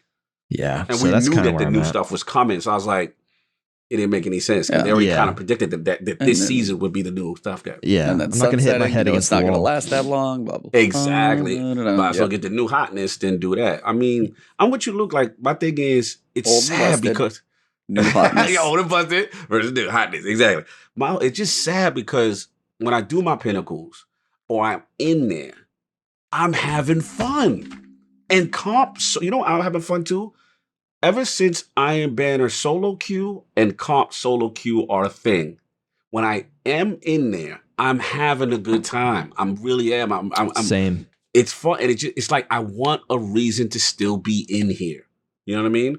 And that it's just finding that motivation. It's just not there. So now we'll get to it. With the whole whatever they're adding, we see what they're adding, and as far as the weapons and stuff like that, but. I'm at this point, I'm just even hoping for, since they're not doing no major change right now with playing core Crucible, can we at least get the rewards from like can we get some golf balls for the Valor update? Can we get some prisms? Yeah. Can we get some modules? Yeah, shout out to Ascendant Nomad. I mean, he did his whole Crucible rework video, and he's just like, you can take everything. I don't care. But it's like, that's one of those things I think the Glory playlist needs reworked into, and I know a lot of people have said it, but it's like, I haven't played StarCraft on PC, and I sucked at it, by the way. I was never very good, but you still had your ladder system, your number, rank, your tier, your silver, gold, platinum, bronze, diamond, whatever, and it gave you something to strive for, to be like, I'm in here, maybe at least for me, if I could ever play enough to get decent enough to get to gold. I know there's like crazy people above me, but if I can get to if I can go up a tier, I'm going to feel like I improved. That's one of those things that Crucible and that grind has not had. I mean, you already said the Gilded Seals, like, unbroken. Like, really? You're going to go for that again? Yeah. No, but... that wasn't fun the first time. It wasn't fun the first time. No, but, like, that's the piece to where it's like, for somebody like me, I'm never going to claim to be like, there are people who destroy me in PvP all day long. Get it. But I'm always kind of like, okay. And that would be a way for me in my head to go, is it a good match? Is it a bad match? I always have the matches that I feel like I'm on a roller coaster. If I play a lot, like I just got destroyed and got my crap pushed in. And on the other side, I'm like, I'm over here and I'm like, I just destroyed them. How did those two games happen back to back? Right. And if there was some consistency in like the skill level I'm playing against and that my skill was slowly creeping upward, it would at least show that I'm doing something. Right. And that's where I think quick play can have its like fun, yes, no, maybe, I sucked, I killed everybody. That's going to happen in there. We get that. And like fun game modes too. But some type of like ranked ladder system, and I'm not the first person to say it by any means, would give, and again, put also decent rewards in there as you level up, get certain things. But it's like, that is what's going to give people on a competitive side something. Because if you're not going to get rid of it, which some people are like, get rid of Crucible, get rid of Stasis. By the way, I'm going to tell everybody now, Stasis is not going anywhere. They put too much money into it. They're not just going to turn it off. Yeah, it's on the map. It's on the roadmap for new aspects or whatever, right? Yeah, new aspect coming. So it's not going anywhere. So it's like, now it's like for them balancing it, trying to do things to it, that's one thing. But it's not going anywhere. But yeah, some reason to go in there would be nice. Yes. Yeah, I think people have gone way overboard with the anger with Stasis. I keep saying this. It's the other ones have been around for 7 years. Like some of them have been around for 7 years of balancing. This is the first season that this was in here. Like we all should have known that it was going to be broken in some sort of way. It's freezing. There's always stuff broken in other games with freezing somebody. So I think that this season they're going to be tinkering with it a lot more than they were in the past, which is good. And I just want to encourage people that if anyone's ever listening to this and you're getting shatter dived, it'll get better. I promise. It'll get better, baby. It'll get better. Maybe I promise. I'm just kidding. I can't promise things. I'm not making it, but I do agree with you with when I play Crucible, I don't play I feel like I play really good whenever there's like a motivation there, like Unbroken Seal for 3 seasons. I was motivated to get to 5,500. Whenever Recluse was available at like getting to 2,200 or whatever, I was like, I'm going to play my best. I'm going to practice all the time. Now it's like when I go play comp, it's like, unless you're like carrying someone or trying to help someone get to 5,500, there's like, it's kind of competitive, but it's also kind of like when my motivation goes away, my skill level goes down. I don't know why that is. No, it's fair. That's how Crucial's been for me all season. It's and last season, other than like when I was trying to get the flawless seal, it's like, this is fun. I'll play like 3 comp matches and I'm like barely paying attention. I'm like reading my chat. I'm not like, you know what I mean? And I feel like what you said, Abon, it's like it's like comp. Like comp's like a good groundwork for it, but like some sort of actual ranking system, which has been talked about so much by so many people, like some sort of rank, like something from like look at Overwatch or like there's like so many different options that would just bring motivation. Even loot, loot is good motivation, but if there's something even deeper that motivates people on a competitive level, because competitive people don't care as much about loot as much as they care about being like, I'm better than that other person because I beat them, and it shows for it on this ranking system. You know what I mean? Which would then also make it, I've always thought it would be cool, and it makes it's very difficult for Destiny to be like a competitive like esports game because of like the sandbox and the way that weapons change. But it would be so cool if there was some sort of way to make it on that level, not just because it's cool, but also because I would love for more people's eyes to be on it, because it's such a good feeling game. Even no matter where Crucible's at, playing PvP is fun. Like, as much as people say it's easy, like I get it. A lot of people are ballers at this game. I'm not like the most insane baller. I think it takes skill. Even though the hitbox is big, it still takes skill that you have to hit people in the head. Like in Call of Duty, the time to kill is so fast, you can shoot them in the stomach and they die. In Destiny, if you shoot someone in the stomach, you're going to get killed because they're going to tap you in the head 3 times. I've always appreciated that. Like when I first started playing Crucible, I was like, this is not very easy. I have to hit them in the head. Like I was not conditioned to only shoot at the head. Not conditioned. I gotta shoot wherever the person is. Maybe that's just the player that I am, but it's a fun. It feels good. The gunplay is good. So if they could just add like just a few little things, they got everything else there. Yeah, and then it would make the community feel like they're being listened to. I think that's the biggest problem is the PvP community feels like they're in the dark. They feel like, why don't you care about us? Obviously, there's less of us than the PvE community, but come on, just. No, I agree. But I think it's, to add on. Shout out to the dab. Shout out to Justin making the dab. But yeah, man, it's just like, I listen, they know. At this point, it's a meme with we're listening. Like they know what's going on. It cannot be that they are, in my opinion, I'm at the point now where I'm like, all right, it has been neglected so much now. It cannot be a situation where they have not heard us and they just trying to get through the day and not listen. You know what I'm saying? It can't be that. So it's got to be someone, and that's why I'm hoping when we hear from our mans, what's our man's name, E? Joe Blackburn. Blackburn, when we hear from the Blackburn, you know what I'm saying? Hopefully, we haven't heard from Luke in a bit. I need to hear from you. I think it's going to be Joe, not Luke this time. That's why. Probably Joe this time. Okay, so Luke's doing what Luke do. But Joe, when he dropped the State of the Union, I need to know logistically, what's the issue? Why is the holdup? We know the community wants this. They know it. We know it. It's got to be coming, but the reasoning why has to be explained. And that's what I'm holding firm for. But for this season, it's not it. Let's just call it what it is. There's no new maps. Trials, though, should get a resurgence. And I'm curious to see how the cheating aspect is also addressed as well. For PC as well. And again, I think this is a cool for Trials, at least to get that a little shot in the arm for that. I'm gonna go into Trials this season. Like there's motivation now. I just was not doing it this last season at all. There was no motivation in Beyond Light at all. But now I'm looking for it, man. We'll see. We'll see. So that's my mindset with the whole Crucible thing. Yeah. I mean, honestly, like the armor alone, I was even saying to Aries in chat, somebody said it it might have been DCP I was listening to last night. It looks mean and I love it. Yeah. It just looks mean, aggressive. The Hunter look mean, bro. Hunter looks good, but dude, the eye holes on the Titan are just like that. Like, fire. Dude, I will say, like, if I'm ever gonna go after a set of armor, that Titan armor probably fire, one of the most fire I've seen for me in a while. Yeah. You're right. He is like the Titan's helmet literally looks like this. Like, he's like, right? Yeah. I was like, so it's not a giant. Aimbot you. He doesn't have like wings or a satellite on his head. Like he doesn't have like a giant shoulder. Everything looks like clean, tight, angry, and I'm gonna kick your ass. Like, and all of them do. Like the Warlock is probably the most minimal of the three, but still looks damn good. But I would say the Hunter and the Titan. Hunter the Titan got it. Just no doubt. Yeah, they got it. It's fire, bro. So, and of course, if the Summoner's a pulse rifle, that pulses are my thing. So, see if I can. So yeah, might be asking for some backpack help at some point because I'm definitely not. Holla at me. Yeah, let's need three that of us. Backpack. Let's all three play Trials together next season. That'll be fun. I'm going to be going for that bounty. Needs that bounty. Yeah, 3 wins. Need that bounty, baby. Let's go. Well, one thing that might actually mess up the world of like Trials is our new kinetic grenade launcher friend. Maybe kinetic. We don't know. But we are getting a breach load grenade launcher salvager salvo, which say that 10 times fast.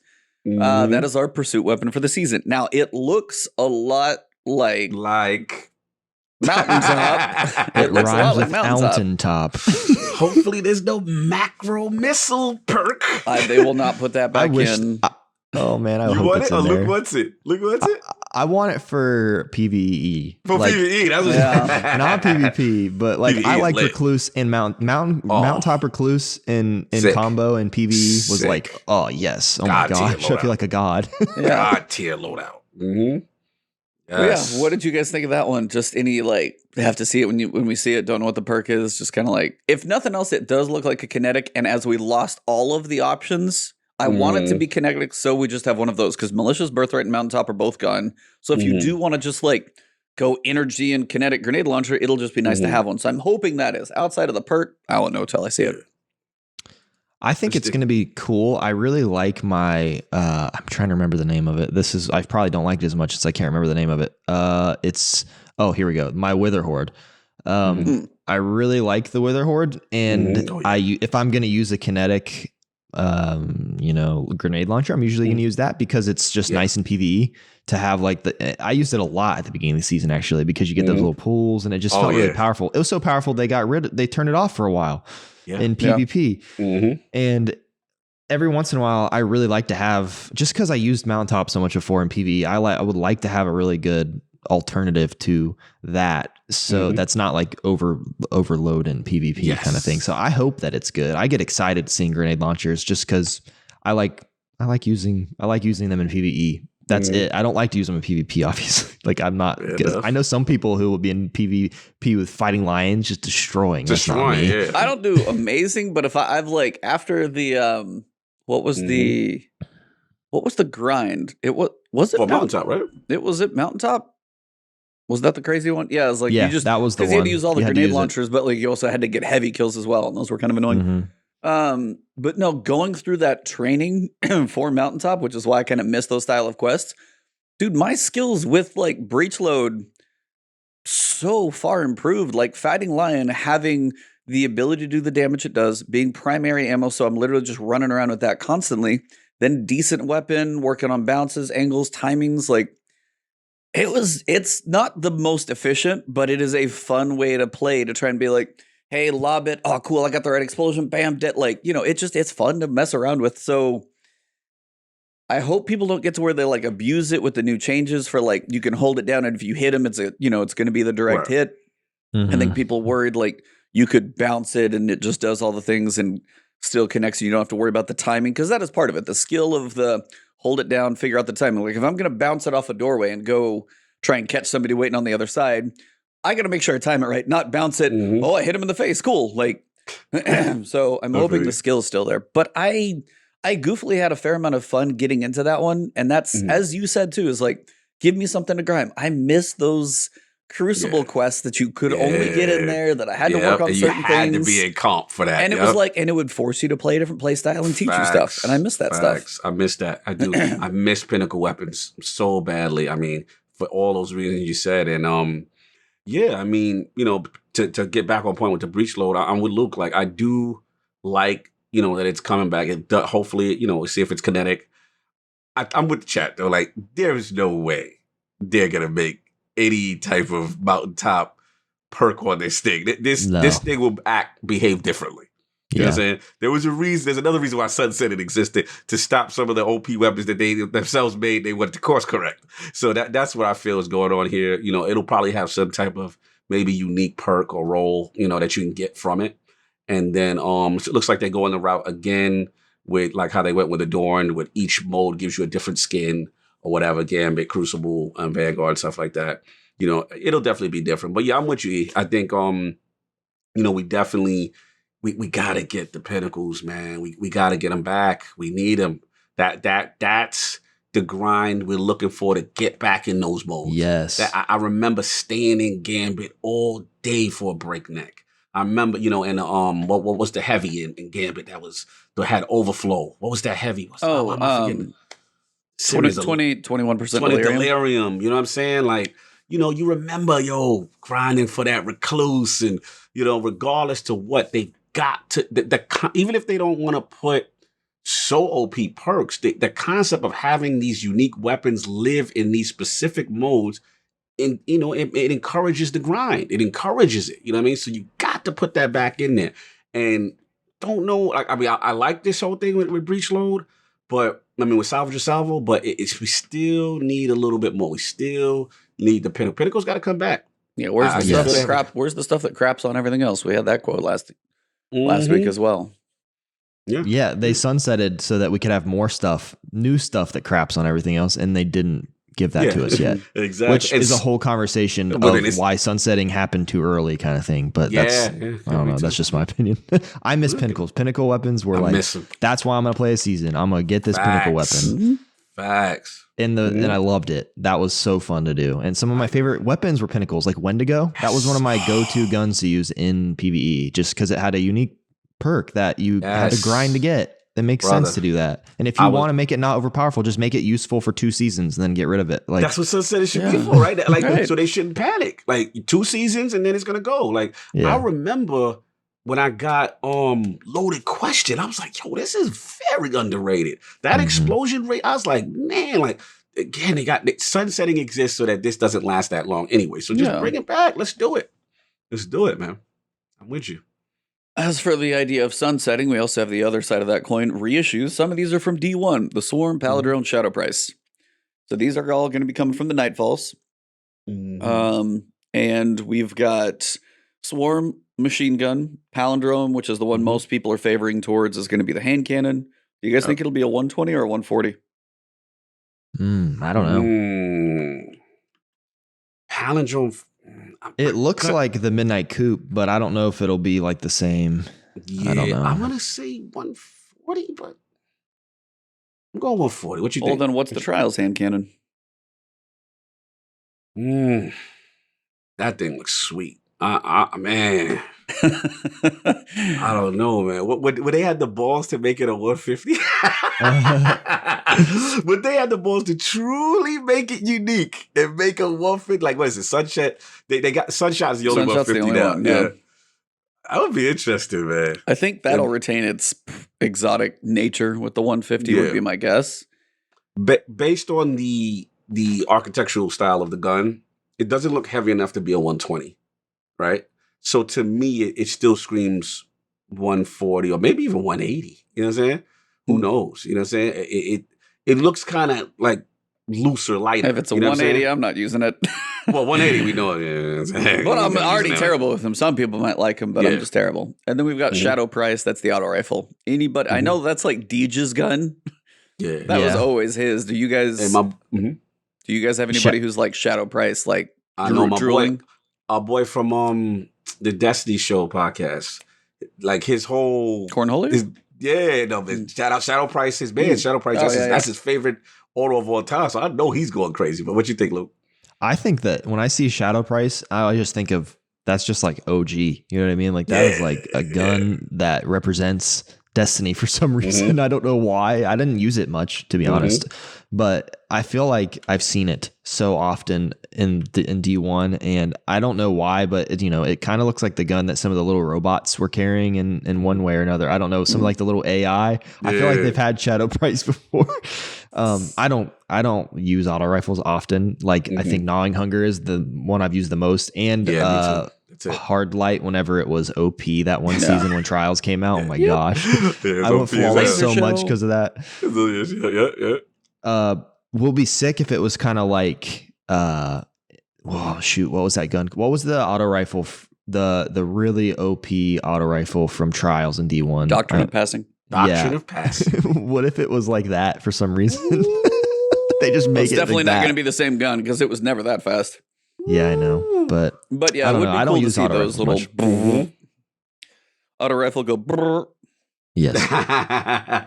yeah, that could be it, man. We got to see. So we got. I'm happy the swarm's coming. I'm pumped to have another. Like, there's not that many weapons like in that archetype anymore. Ever since they did sunsetting. Sunsetting broke a couple. Machine guns was one. Bows is another. Where you're truly missing like damage types for some of these weapons. Like there's not a void bow.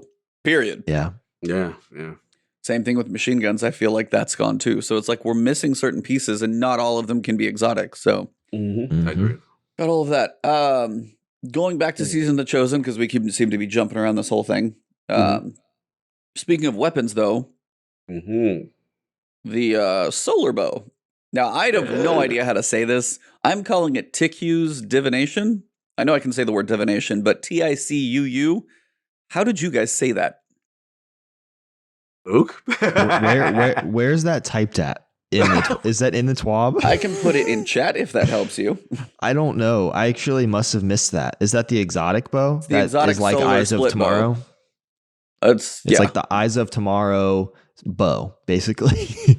I don't know how to say it because I honestly saw it in the trailer and I was like, "Oh, bow, I don't care." So then I just forgot I was like, about "Oh, bow." That's the same thing as I was like, "Oh, yeah, okay, that's for them." No bow love. Aw. I'm just now getting into Leviathan's Breath for Nightfalls, but look, I wanted to give it a shot. You know what I'm saying? I'm just, Taiku. Somebody's saying, okay.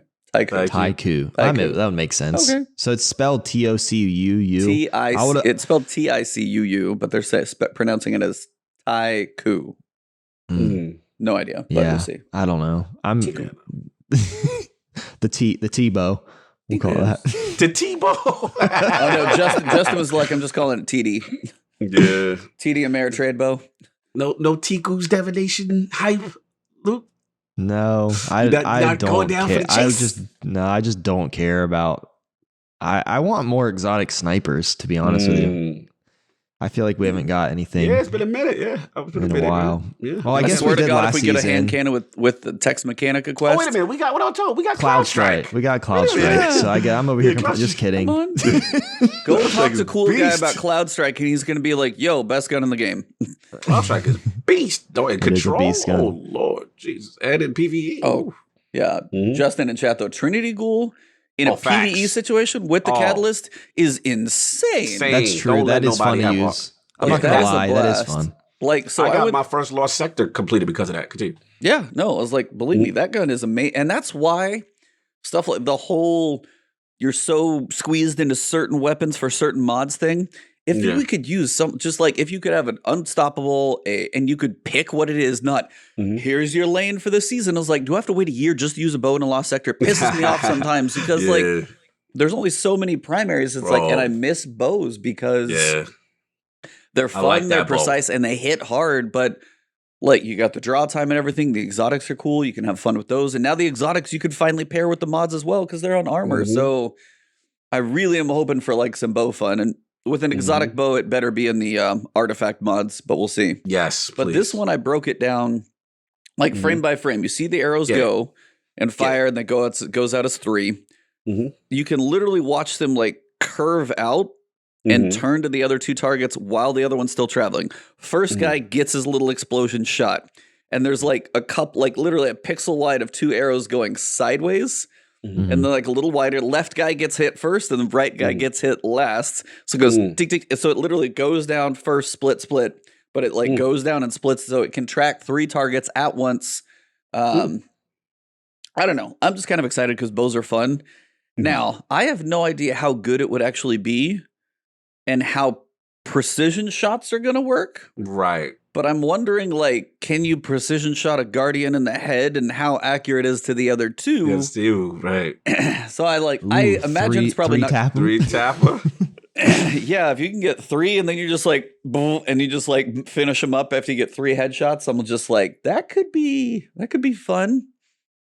Could be. Yeah, he's a potential. There's definitely some potential there. Listen, we'll give it a shot, of course. Yeah, I'm gonna get it. I'll get it and I'll use it for a few minutes, and then I'll take it off and put it in the vault. Well, for me, I'm gonna use this a lot more than I will Duality. I will tell you that.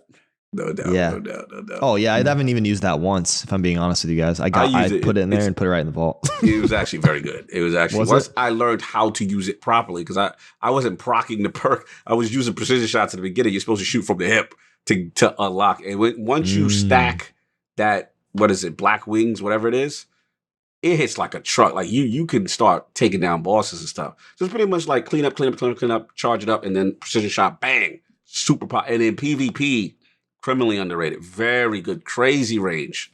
Very good. It's actually very good. I was surprised at how good it was, but in the beginning, it took a little while to get adjusted to. Yeah. So we got that tease. We have the exotic quest redacted. It's Tex Mechanica. Don't know what it is. Some people are like, oh, bring back the first curse. Please, for the love of God, no. It's a kinetic hand cannon. We have too many hand cannons in the first place. Give us another archetype. Somebody said sniper. I'd be like, cool. SMG could also do that. I don't really care, but if it's another hand cannon. Auto rifle. Anything else is all. There's man don't wet the wig. We have so many. That is true. Now they have like iconic stories, but like some people said the first curse, I'm like, please no. Just no. I don't want it. No. Too soon? Just, what if they somehow come out with a new gun that hasn't come out before? Wouldn't that be something? Whoa. It's not a reissue. We haven't seen it be one. Hand cannon. Even if it's new and it's a hand cannon, he's gonna be. I would be happier if it was new and it was a hand cannon as opposed to the first curse, but I still don't want a hand. We just got Hawk Moon, which is one of the reasons why, like, I swear to God, if it's a kinetic hand cannon, I'm gonna lose my mind. And the reason I say kinetic, everything Tex Mechanica is Chaperone, Last Word. They're all kinetic. They don't have an energy type. I think they're truly about, like, you know, bullets. Basically, they're not about energies. It could be first curse, yo. If it's first curse, you're gonna like witness me explode over here. If it's first curse, I'm just gonna be mad. And let me tell you, 120. It's definitely a 120. Somebody said rumored like sawed-off shotgun.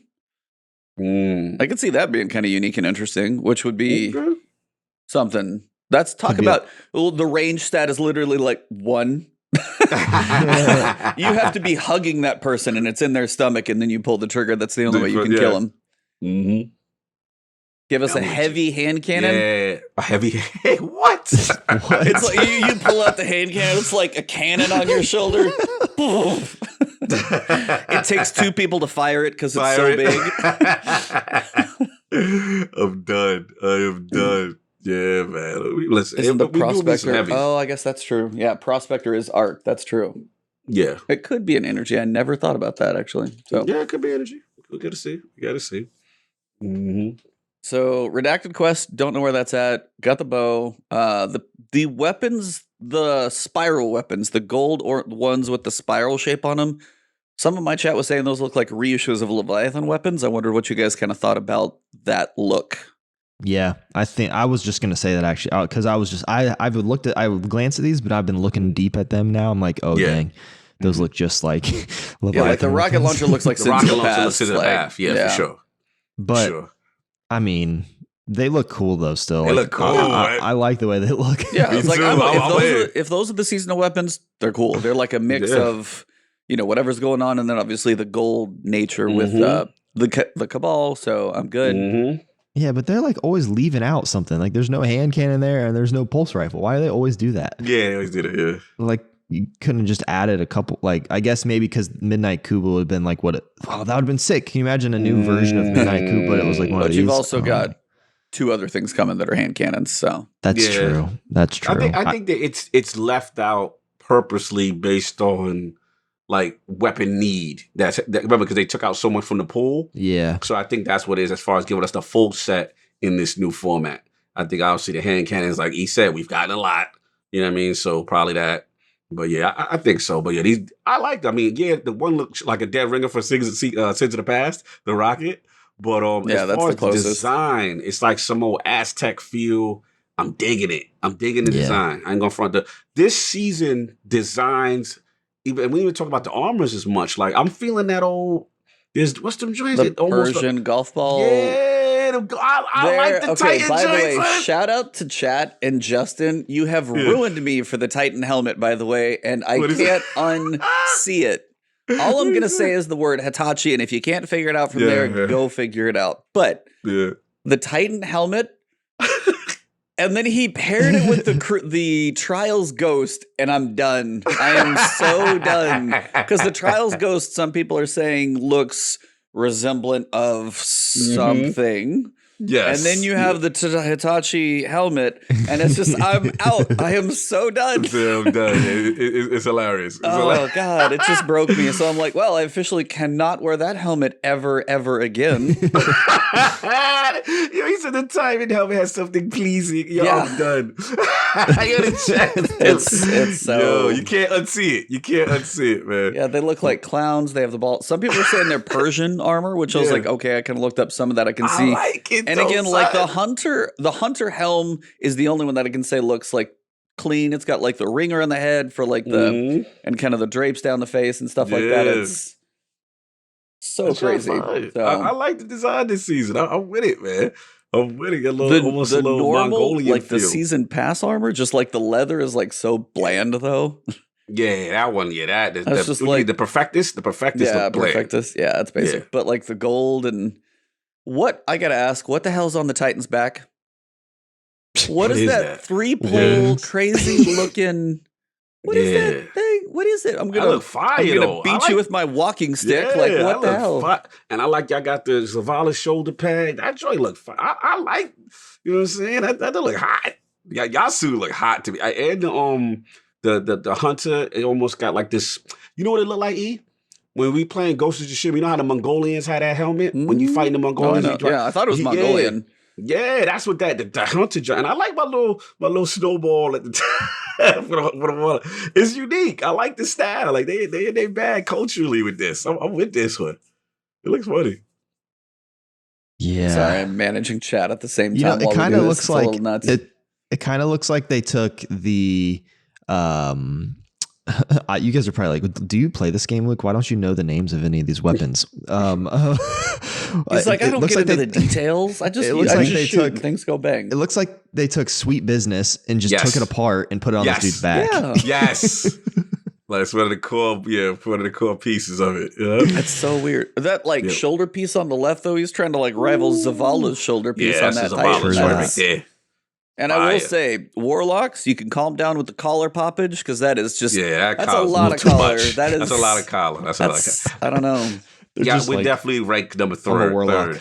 Yeah, it's a little much. You know any higher, you're going to turn into Cornholio. Yeah. Yes, I would have to agree.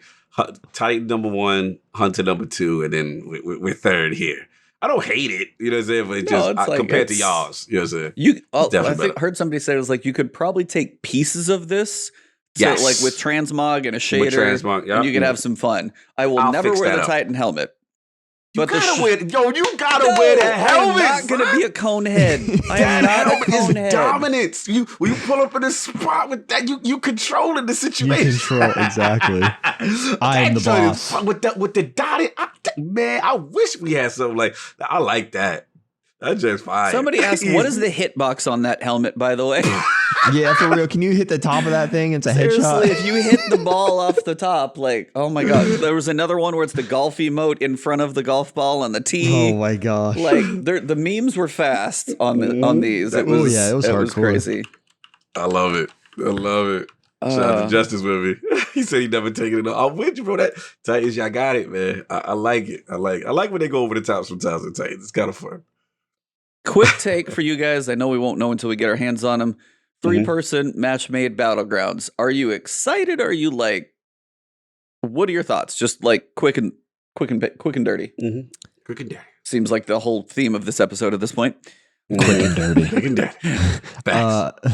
I feel like it's gonna be cool, but I like it personally if they did like 9-man activities. Oh man, I like whenever you can get everyone. That's in when there. you drop off old gen consoles when you can use that new hardware. That's when you get crazy stuff. Yeah. No, quick. Match made. Okay, fine, but would have loved 6. But it is what it is. You know what I'm saying? I mean, at least they're different locations, and we'll see. What the mechanics are of this thing. Long as it's not throwing balls at a target and all that my foolishness. Like I was not about that. We have gotten away from the unworthy ball throwing. We just put the balls out of here. We picked up all the balls and we put them on our armor. Yes, there we go. I'm with it. Mm-hmm. One of the other pieces is the HELM. So it seems like a new kind of social space. You've got your Hammer of Proving, which to everybody's understanding seems to be like the Cryptolith Lure or Chalice of Opulence. Seems to be like your seasonal slot things in, going to Battlegrounds. I'm guessing that's what that's going to be like. So I'll be more curious about the social space because people are rumored about the tower coming back, and it looks like it might be a piece of the window.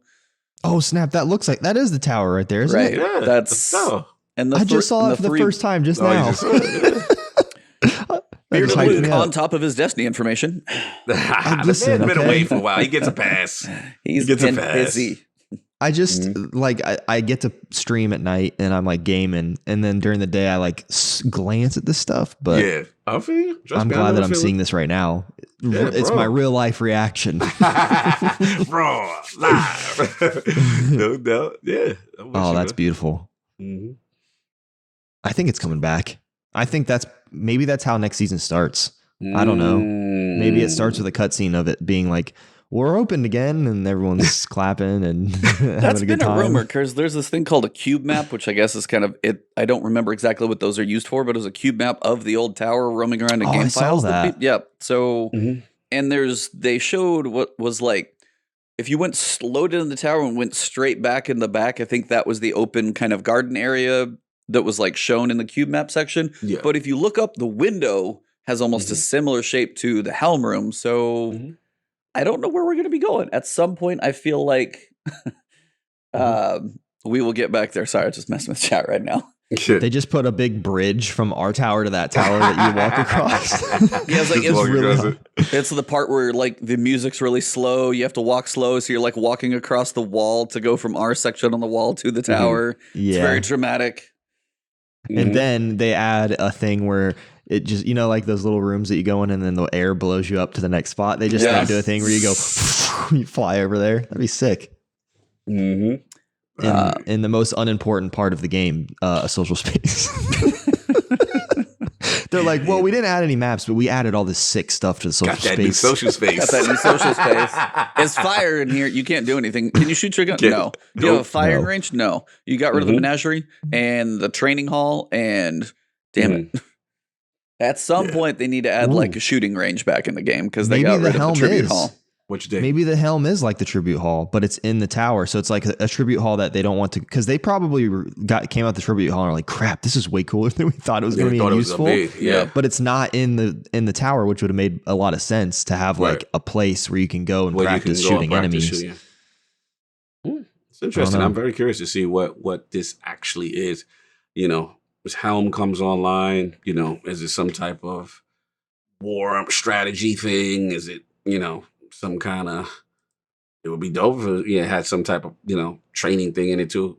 A lot of possibilities here. I'm very curious to see what that is. And then also where the umbrals, where that whole thing's going to go down. It looks like it's in the floor of it. If you look at the calendar, it looks like it's like on the other side of that long room for the helm table, and then the prismatic recasters in the floor. So yeah, I'm hoping this thing isn't hard to get to. right. Because if you got to go there every time for your umbrals and you have to load into a separate space of the tower, I think we're all going to go a little crazy. Yes. So I'm hoping it's somewhat consolidated, a little simpler to get to and around. So we'll just have to see where they put everything. Yeah. Do you know what's one thing I noticed at the inside? Because I'm on the I think I've been on the. I haven't been on this website the whole time we've been talking about this, and now I'm looking at all this stuff on Welcome to the party. I'm like, what are they looking at? I don't see any of this in the top. But the picture, like right before they show included with Season of the Chosen, it's the Empress's helmet by itself. Yes. Why is that? Why do you think that's there? Yeah, no, it's a very interesting choice. I did notice that as well. I'm like, what's that about? Like, why? That's literally Kaito's helmet. So I'm just like, okay. Okay. You know what I'm saying? I mean, keep the helmet on, please. That's probably like every season they do like a concept art piece theme for the season that they've done. Yeah. So they have like when it was, I think it was Season of the Worthy, where it was like the sword, dagger, whatever was like your artifact. Yeah, you're right. So I think they always have that kind of conceptual artist piece, and that looks. Okay, that's what it's for. Because you have the smoke coming up right. from the urn, and you got her helmet. So it's like kind of what's the nature of the season. And I think that's just like the concept art, which is always cool looking. You're right. Because they did that with, I just remember they did a cool one like that with Opulence. Where they had the at the time we didn't know the Austringer, had the grapes and they had the thing, and it was like that's true. Getting into the whole menagerie thing, and it was very I think it's just like you said, it's a conceptual theme of the season as opposed to maybe a direct action that's going to happen in the season. That makes sense. Sweet. Just checking. You're good. What is that doing? Get everybody on the same page. When's the part she's gonna take that off? So, she's on the Leviathan taking a bath. That's why her helmet's off. On a complete side note, since this podcast has been half dirty anyway, thank you guys for the memes. Yes. The Resident Evil lady, who is apparently 9 foot 6 inches tall with heels and hat. People want to get. I love Paul Tassi. He's like, why do people want to get stepped on by this lady? And it's just like, it's killing me on the inside because I also feel that old too. And I'm like, that doesn't seem great. I know what you're saying, but the wording is weird. Yes. And then apparently Keitel, they said, is what, 9'10"? So they're like, now we're all comparing boss sizes and stuff like that. I'm like, where's Oryx in his final form? He's got to be like 50 feet, like 5 stories tall or something crazy. But yeah, just random height stuff going around in the world of video game comparisons. It's very hilarious. But this is what I want to do. So I'm going to list off the calendar weeks. Okay. And then I want you guys to give me your feedback when I finish it up. Okay. Okay. So week 1, 2 Battlegrounds, 2 strikes, Helm comes online. Okay. Start of the season. Also in week 1, Stasis Quest, first weekend Trials. Got it. Week 2, 1 Battleground. Week 3, 1 Battleground. I don't even know if I should say Iron Banner because we know it's going to be in there. So Iron Banner's in there 3 times a season. Deal with it. Right. 1 month later, if you have the season pass, you get the new strike. A week after that, then the strike enters the Nightfall playlist. And then a month later, you have Guardian games. That's the calendar. Right. So you have week 1, week 2, week 3 of Battlegrounds. A month later, you have a strike. And then a month later, you have Guardian games. Thoughts? Enough, not enough, cool, yay, nay, cheers, boos. What's the audience? What's the audience sound right now? What's the gladiator thumb? I unfortunately, I think it's gonna make people are very upset now with how things are. And there was a new expansion at the beginning of the season.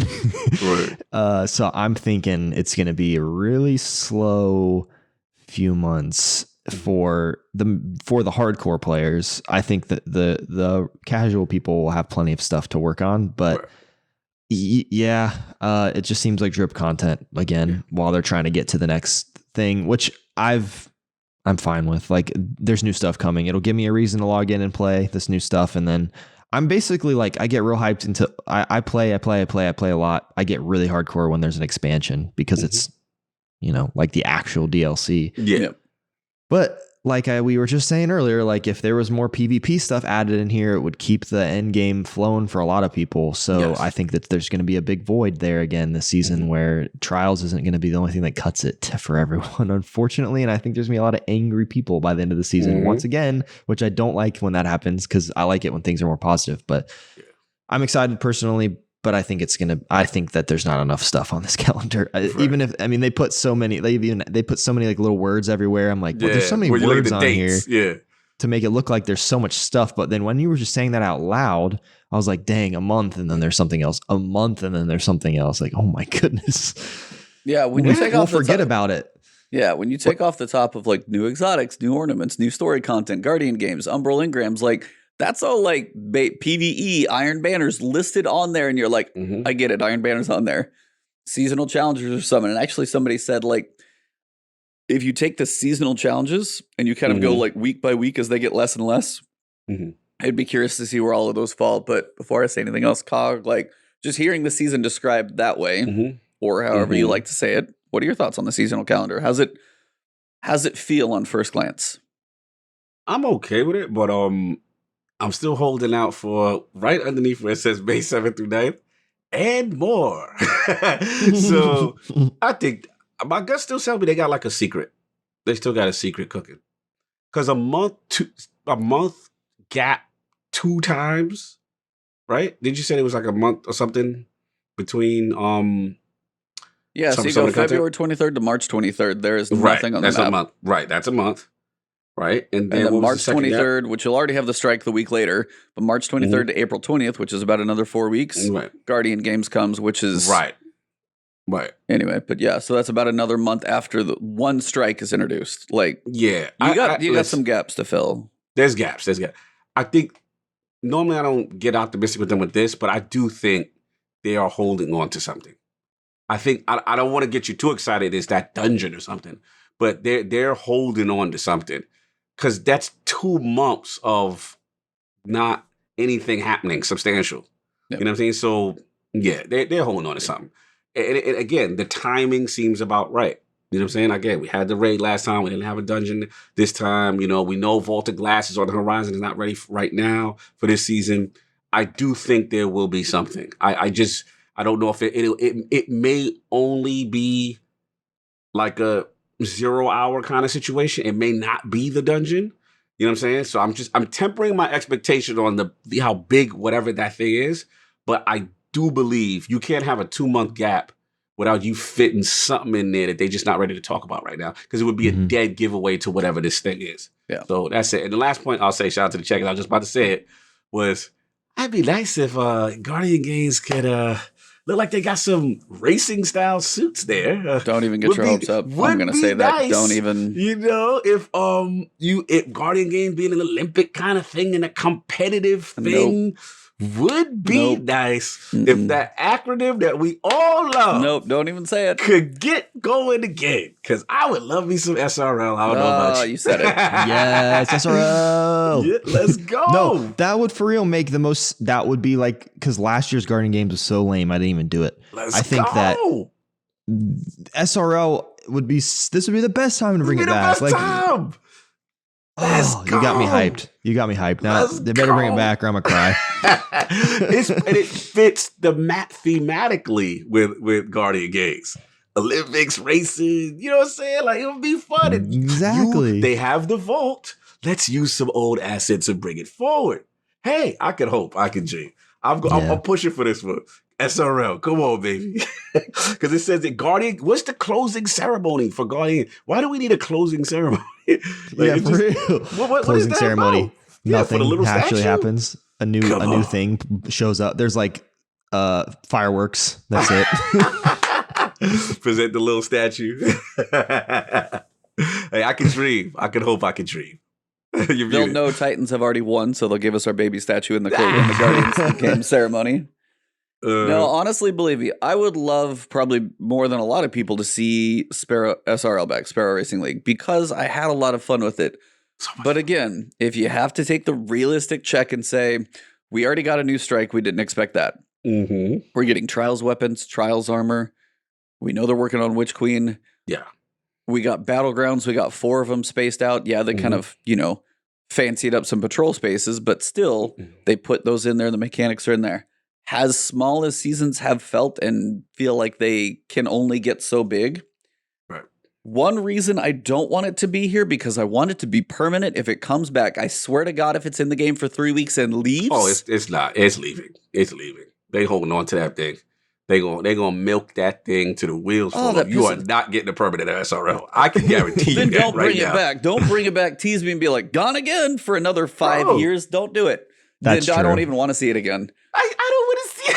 I don't want to see it if it's only 3 weeks. Just they don't have to do it because do that'll be getting people. Then they'd be like, it only comes around during It only Guardian comes games, around. and then- This is the seasonal model, the FOMO. Were you there with yes or They literally said they want to get away from FOMO. Listen, they gonna tie it to an event, and the perfect event will be Guardian Games. If you gonna bring it back, Guardian Games is the event to do it. And If they got bring rid of back Crimson, Sparrow Racing League for 3 weeks, I'm going to revolt. I am going to throw pitchforks, torches, bring them all he's out. gonna uninstall. How long Uninstall. have we been asking for this thing to come back? And if it's back for 3 weeks, are you kidding me? You'd be happy. No. I'd be so pissed. You'd be pissed off. Listen, man. I mean, it would be interesting. Whenever it comes back, it's going to be interesting in the form it comes back. But it would be cool, man. I think that would be a nice little kibosh. I was like, but honestly, with the bandwidth, I don't see it at all. I would not get your yeah, expectations. realistically, probably not. You know what I'm saying? But if I got a hope, because my thing is, what you got a ceremony for? Well, ceremony for what? Like what is why we need a closing ceremony for? What is it? 73 days? Yeah. What's happening in 3 days that we need to close? What Like, do we need that for? Like, good job. You guys put a bunch of things, and you pressed the button and put a bunch of things in this box. You guys, congrats. Congrats. Like, again, and more. And more. It's like And Apple. More. It's like Apple's one more thing. Yeah, This will be one more Bungie's thing. one more thing. Oh, I'm telling you. The and more That's is what it likely the quest that they haven't put a date on. Probably. Listen, man. Because there's the text mechanic redacted, not on the calendar. So they're not going to Right. give you the, dawning quarters of time, Bastion. They're not doing that stuff anymore. They're going to keep a few things close to the chest, see how it's going. But yeah, why they need a closing ceremony? It's like, all right, day 1, 3rd place, celebrate your day. Date, like, I don't know. Now, how do you guys want Guardian Games to work? That's the better question. What did we do last year? I can't even remember what we did. What we did for the statue? For the statue y'all won? What was Like, do strikes, and then you put the things in. I don't remember, actually. I literally that was the only time I didn't get the exotic that was available. Yeah, I got it at the beginning of this season because you could buy it from the kiosk, but right. What was it? It was Heir Apparent, right? Yep. Yeah. Some people are saying We the just catalyst. did bounties. Okay, they said, yeah, we did bounties. Yeah. But they were like the ultra specific get like melee kills with the Titan, and it was just the optimization that like people were like, well, Titans can punch easier than the rest of us for these bounties. We need ability kills or whatever. Yeah. So that's why I was saying functionality. How would you guys like to just see like Hunter versus Titan versus Warlock? How would you guys like to see a in-game competition held? Like, take out whatever happened before. How do you think would be a good way to do that? Oh, like legit race. Like, in Leviathan, whenever we were in the room where what was that called? The room where you, the gauntlet, like have actual racing, like where you're running and you're jumping through stuff. You shoot something, you jump like obstacle courses and stuff. Like, I would think that would be more like games than just like, I did more bounties than you. Like, that's lame. that to me is not competition. That's why I said SRL. We need direct competition. Like, this bounty thing, I'm like, I like the concept of it. I like the aesthetic look of Guardian Games. I like the idea of a trophy. I like the bragging rights aspect. But getting millions of people to just do bounties, that's not really it. I mean, I don't feel like, I think, what is it that said in the chat? Like, you got to lock the player in to the class almost. Like, I don't know. You gotta do something. It just, that really makes it feel like we're competing against the other classes. Like, I don't really look at bounty turn-ins as, oh, I'm beating you. You know what I'm saying? Like, it just, I mean, it was cool. Yeah, you log in today, you see the little, what was it? The statues would go up or whatever it was that went up, the flag. right? Yeah. And then one day you see the Titans to the moon, you know, Yeah. kind of thing. And it's just like, okay, cool, but bounty turning on its own should not be enough, in my opinion. No, Should be I mean, with believe me, I'm with you. It's like I wish there was a way they would just like track what each class does in the game for 3 weeks.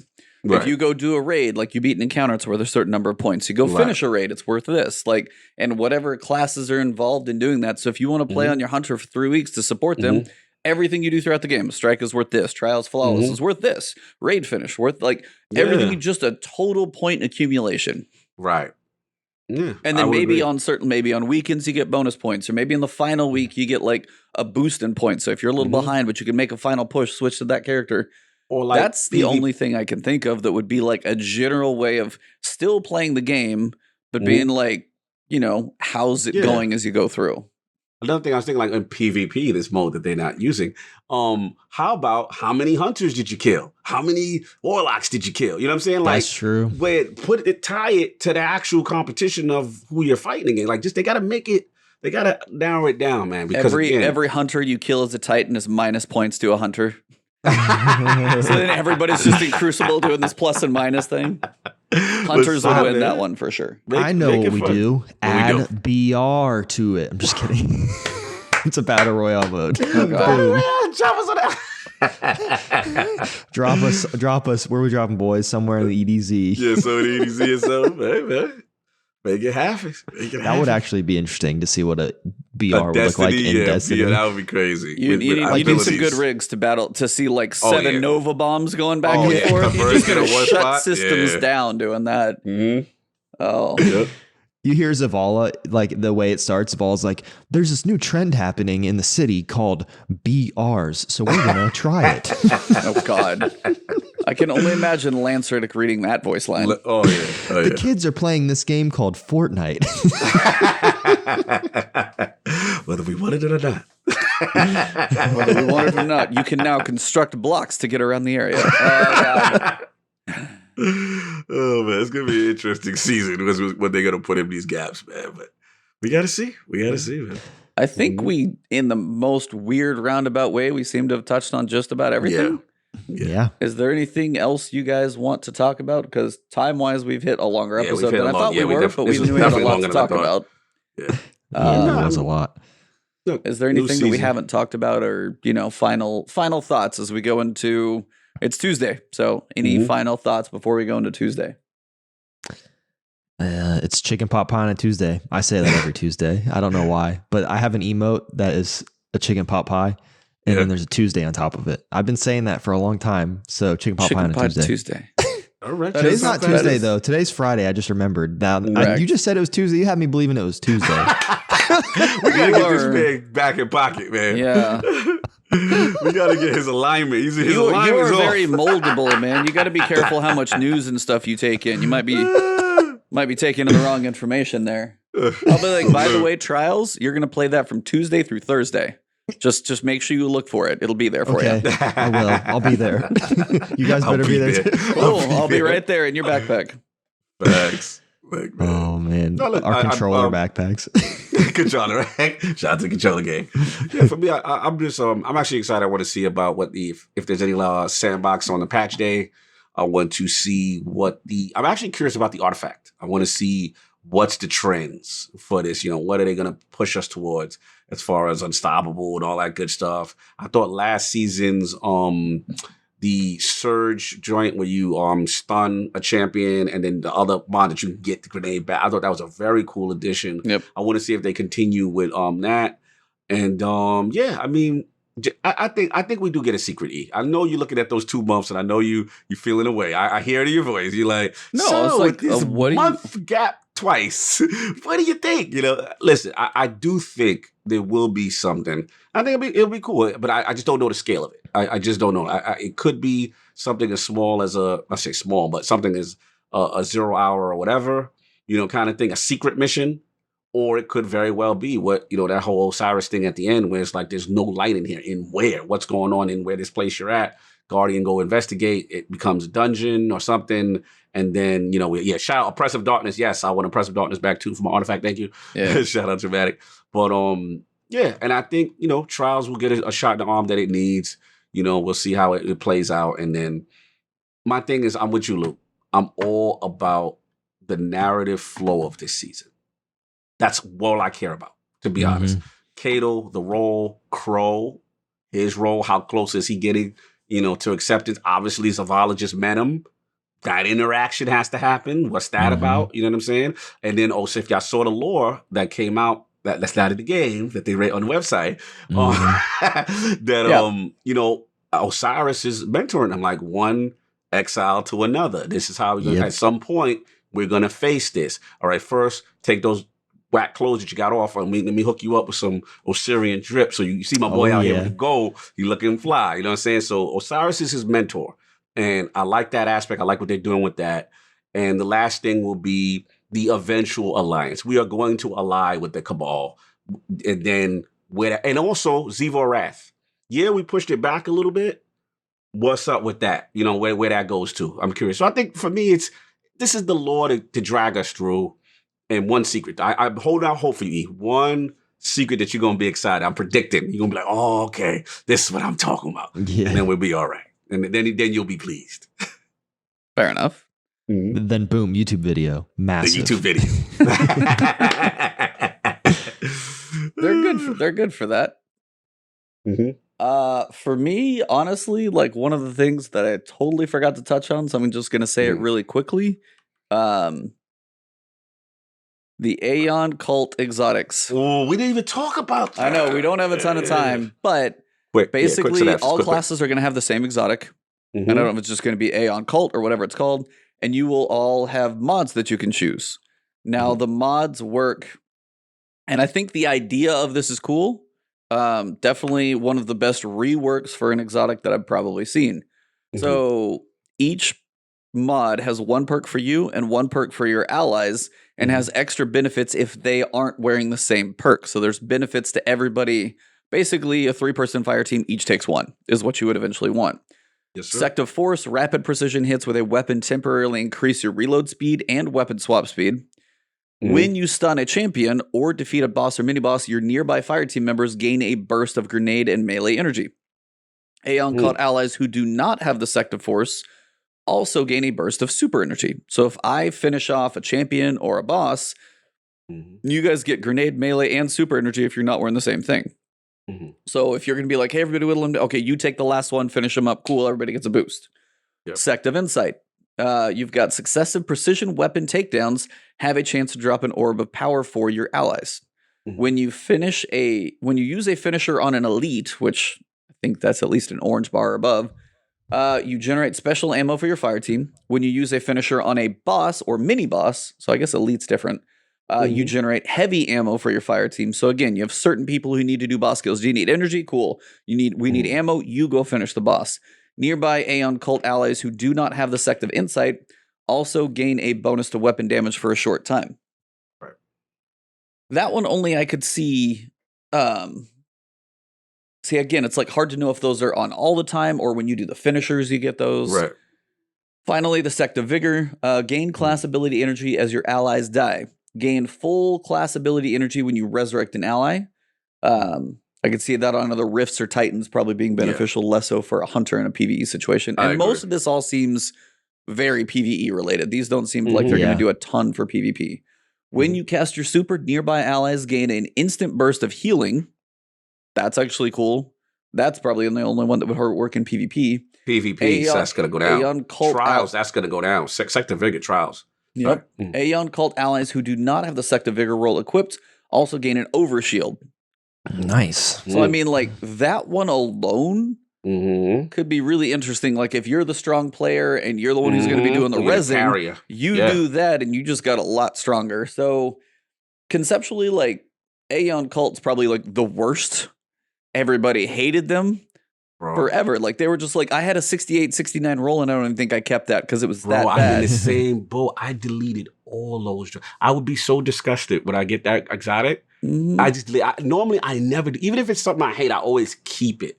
But for some reason, that exotic, I'm mad I don't have any now. Yeah. And what's the one from, I'm assuming the one from Collections is trash, right? Yeah, it's trash. You could pull it, but it'll be in the 40s or something, like 48. Zer never sold it. I mean, he's definitely sold it, so you never know. If he sells it this week, this is one of those times where you know there's the randomness is kind of baloney. Control. So. We know about him. Random. We know about him. We know he been compromised. But like I will say, like, this type of, we've talked about exotic armor, and a lot of exotics armor and weapons sit on a dusty shelf. Right. And I think this is a cool, this more often like type of unique reworks, and this is a very unique situation because you have the set that work together. But whether it works out I don't know how it's going to be like in action. I don't know if they're going to really be big payoffs. Right. But at least in concept, I really, really like what they did here. Yeah. So that's like kind of my one big takeaway is like the look at an exotic to do that. Now it's one set and there's still a bunch that sit dusty. But for the time being, like, you took one of the worst, and you definitely are going to make people test it out, try it out, and look at builds that work the best because it's going to get it. All of those seem to have interesting moments to them, which is cool. Yeah. Luke? Yeah, I think the idea of this is my favorite. Not exactly these specifically, but the idea of exotic armor working together, because the whole point of what they want us to do is play as a fire team. They want us to play with our friends, and a really cool way to be a fire team is to, be, working together with not only ourselves, but with our gear, which I love the ability to build. You can do even more like builds of armor when it comes to like, not just like builds for yourself, but then like fire team builds. Like if we're in a GM, if they had like specific armor where it was like, if we're in a GM and you kill a champion, then all your armor does this. And if one guy kills a champion, then you all have, I don't know, there's like a million options that you could do from this. I think this is good groundwork for hopefully future exotic armor that they bring out that makes you work as a team differently because your armor is actually affecting the way that you play. I think that'd be pretty sweet. Preach. We preach it. Yeah, I mean, I always felt that these type of things that they first introduced were always half-baked. I didn't feel like they were fully realized. They tried a lot of it. If you remember, they tried a lot like Rat King, 6 people have a Rat King. Yep. They tried these team-oriented things and it just didn't hit. And now this is again, I'm always a fan. Look at they're big on statistics and usage rate. Look at we know this thing was in the bushes. Nobody was using this thing, right? Yeah. So look at your usage rate, bring it back to the table, rework it. Even if it's just one exotic a season that you just look, if you don't have the resources to do a whole bunch that we know that need touching up, I like this. And, Aeon Swift deserved this. This is dope. I'm very excited. I think Vigor is going to be great for PvP and like Nightfalls, again, with the superior carrying player. There's a lot of uses. I mean, the other stuff with the champion, stuff like that. It's getting me into a build mode. Yep. Yes. You know what I'm saying? I can now, I might be now a Well of Radiance Warlock. My whole thing is healing, and I take one of these things, and I'm really supporting. And I like that even supporting people who don't wear it. But if you all wear it, the benefits and the synergy start kicking off. GM Nightfall Sherpa, my only requirement, go grab your Aeon piece, and you're like, I'm sorry. You said, what? You under my wing. You in my backpack. Yeah. You need to put this on if you want to get this done. Like, I like it. I like it. It's potential. Again, what like Luke said, is this my favorite thing? I'm always going to be rushing to it. Probably not all the time. I'm going to try it, but I want to see more of the concept of reworking non-used exotics anymore, that the usage rate is very low. That stuff excites me. I love when Bungie does this. They don't do enough of it. So this is dope. Yep. Well, that's about all we got, I think. So we could wrap up the episode. This is the point in the time where, Luke, the floor is yours. Where people can find you, what you got going on, what you're looking to be working on, platforms. Basically, anybody who listens, this is your time. How do they find you? What do you do? What do you want to do? All that good stuff. Sweet. Well, I stream on Twitch. I have a schedule now. So I just started this week and I really like it. I stream on Twitch on Monday, Tuesday, Wednesday, Friday around 11 p.m. Eastern Standard Time until late. Just depends. Sometimes I start at 10, but I always just say 11 because I'm usually late. And then I have a YouTube channel.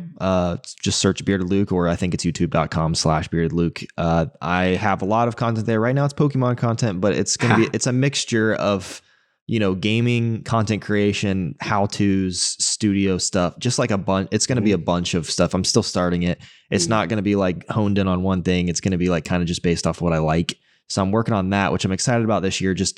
I'm making a video right now about my new setup down here, which is exciting to do. And then Twitch is just twitch.tv/BearededLuke. I love hanging out on Twitter. So if I love talking to people on Twitter, it's my favorite social media because I control it. It's just games for me. Facts. So it's just like the Bearded Luke because the whoever took Bearded Luke on Twitter doesn't use their account and won't give it to me. So it's the Bearded Luke. I know. And we have a podcast called the Destiny Nerds podcast at 10 p.m. on Sundays at 10 p.m. Eastern Standard Time. I'd love to have both of you on there at some point, by the way. Bro, be an honor. Seriously. Because we have guests every week. We like to have content creators from the Destiny community come in so we can get to know them personally, but also just, it's so cool. You guys do it. This is it. Like we're all talking about Destiny from different perspectives. It's interesting. It's fun. I've enjoyed sitting here talking to you guys and get to know both of you now. I feel like we're buddies, like best buds now. I love this. I want to game with you guys more. Facts, brother. You blew my mind when you told me the Guardian Con story. It's so funny how our paths crossed. You know what I mean? And it was just that's so cool. Exactly. Absolutely. And content wise, that's basically all I'm doing. That's where you can find me. If you like gamer subs, use code BeardedLuke for 10% off. Gamer subs. Gotta plug it. Yeah, he's pushing me. I gotta start using it. Yeah, they're good. They give me lots of energy. Actually, they're so good that I've had to pee for the past like hour and a half, but I'm holding it hard. You can be like, mute pee, gotta be back. Like you should have sent us a message, brother. This dude's bladder is gonna burst and he's over here powering through. He's suffering for us. Okay. Yeah. You guys talk. I'm gonna knock out my stuff really quick. Stop redeeming your points today because we're short on time. I got 5 minutes till Zer, so be fast, but you guys keep going. Low down. Y'all already do. Shout out to Redeem for making E do some setup. This is the part of the show. And, like I said, he's got to get that work in. During the weather, you've been at home. COVID's keep me in the house, and you got to still work out, man. You got to still work. That's what we do here, Luke. You know what I'm saying? We had the last word. We still got to promote the fitness thing and look at the perfect form on the setups. I love this. You don't get this type of premium entertainment from any Destiny podcast. This is what we're doing. We're promoting that positive physical lifestyle here, right? You wouldn't have the last word, not only in Destiny, but you would have the last word with your physicality. Wouldn't be good out here. So make sure you get the sit-ups in. They're making them dab. They're making them do all types of stuff. Justice and gains time. This is what we do, baby. You know what I'm saying? So look, man, ease and inspiration out here, giving us what we need. You could have used this time for the pee break, by the way, bro. I could have. I'll just wait. I'll pee when it's over. Oh, you're a strong man. That's a strong bladder. I was like, I'm over here chugging water, and I'm just this whole 3 hours, I'm just drinking water. I'm like, oh, dude, I got to pee so bad, but I'm good. But salute to E for making it happen, getting those gains, getting that core tight. You know what I'm saying? Making everything right. Yes. Yeah, there you go. There's the red face that we miss. That's a strong man right there. There we go. That's that. Now they tell you to hydrate, and they want you to get your dab on. Hydrate and dab. That's what they're saying right now. He said, "This is why we sub. This is." But salute, man. Yeah, salute to E for bringing it down. And yeah, man. For me, like I said, I just want to shout you guys out real quick. Thanks for all the positive messages. Obviously, I didn't get the greatest medical news this week. But, definitely just going to battle through it, thinking positively and doing what I got to do. So, again, everyone who sent me a message on the situation, I really appreciate it. It meant a lot. And, I'm going to fight this thing and see what happens with that. I'll keep you guys posted on my progress. But as far as me, you already know, at Lord Cognito on Twitter, Iron Lord Podcast on YouTube. This Sunday will be a fun show. We're going to have Lasercorn on. Lasercorn, formerly of Smosh Podcast. Fun guest, hilarious. He's a good content creator. You guys gotta like this kid. So come check us out Sunday. It will be at 1 p.m. Eastern on YouTube. You know what I'm saying? And yeah, man. Again, the last word is good to be back. Talking Destiny, hype new trailer, marketing department in full effect. The hype is here. And I got some hope that we're gonna have a secret for E, and then he's gonna be happy. That's what I got. Yeah. But again, Justin, everybody, I see you guys, Bender. Thank you. Yeah, thank you. I saw the messages you guys sent me this week. It meant a lot, to see everybody kind of pulling for me with my situation. So thank you guys. Much love. You already know. Sorry, breathing. But no, honestly, thank you guys as well very much. It's always fun to do this. You guys try and kill me at the end of each episode, so that's why you guys stay to the end. So if you catch one of these on YouTube, you catch them on, audio platforms, iTunes, Spotify, wherever you listen to it, try and catch them live because the episodes are always a blast. But chat, you guys have been on fire today. Thank you guys very much. As I breathe heavily through this thing, it's totally fine. Luke, sir, man, I'm so glad we got you on. It has been a blast. As you said, like, you spend this long of a podcast together, you're like, man, I got to play with this guy. It's like so cool and see and all that fun stuff. Yeah. So, but it was a blast. Like, getting to know you have one of the most unique histories into Destiny that I've probably heard. Yeah, definitely unique. I loved it. No, I'm not going to play. No, I'm not going to play. Yeah, it almost felt like, you know, like you know how you end up getting married to your partner. Like he was rejecting this girlfriend like bad times. She's just persistent. She just kept hanging around, and then he ends up like, oh, yo, I really like this. Yeah, I really like this person. You know what? I'm gonna marry them. Yeah, like it I'll was marry like, Destiny. yeah, you paid it no mind. It's so funny. Yeah, but yeah, you guys thanks know where for to having find me. Yeah, absolutely, absolutely, man. And definitely, you're always welcome back. So. Yes. Anytime. And obviously check out his podcast, Destiny Nerds. Gotta help him get that one going. Get that invite, brother. Yeah, we just started. We just had episode, I think this week's episode 11. So nice. we just, oh, wow. Remember that? We had 11 episodes. Yeah, 11 episodes. That was fun times in Destiny there. Fun times. Curse of Osiris. Jesus. Yeah. Come a long way. But for me, it's Ebontis, Twitch, Twitter, YouTube. Follow me on Twitter for my streaming schedule. I need to post that on YouTube as well. But I'm streaming some on YouTube, some on Twitch. I've been working through Immortals, Phoenix Rising. That's been a blast. It's like I haven't played a ton of Assassin's Creed games, like basically hardly any. So it's kind of cool to do like the adventure game, especially after playing Hades and the Greek gods. So I've been working through that. It's fun. And then, everybody's like wondering when Hellblade and what's the other one? Plague Tale. Both of those people want to see me play. So follow me. You guys will know what I'm playing. Yeah, Hellblade I'm going to play. Couple definitely going to happen, whether it's Twitch, YouTube, streaming on both. You guys know where to find me on there. Like, subscribe, follow both of these gentlemen, all of what they do. So spread the love. Thank you guys very much today. Chat has been on fire. And we can wrap this thing up because we got other stuff to do. So thank you guys very much. Episode 135, February 5th. Our guest, Bearded Luke. Thank you for your time, sir. We kept you for a full 3 hours here. So work that bladder. Yeah. We got the whole time used up. But for this episode, thank you all. Thank you, chat. You guys have been amazing. And have an awesome day. It has been the last word.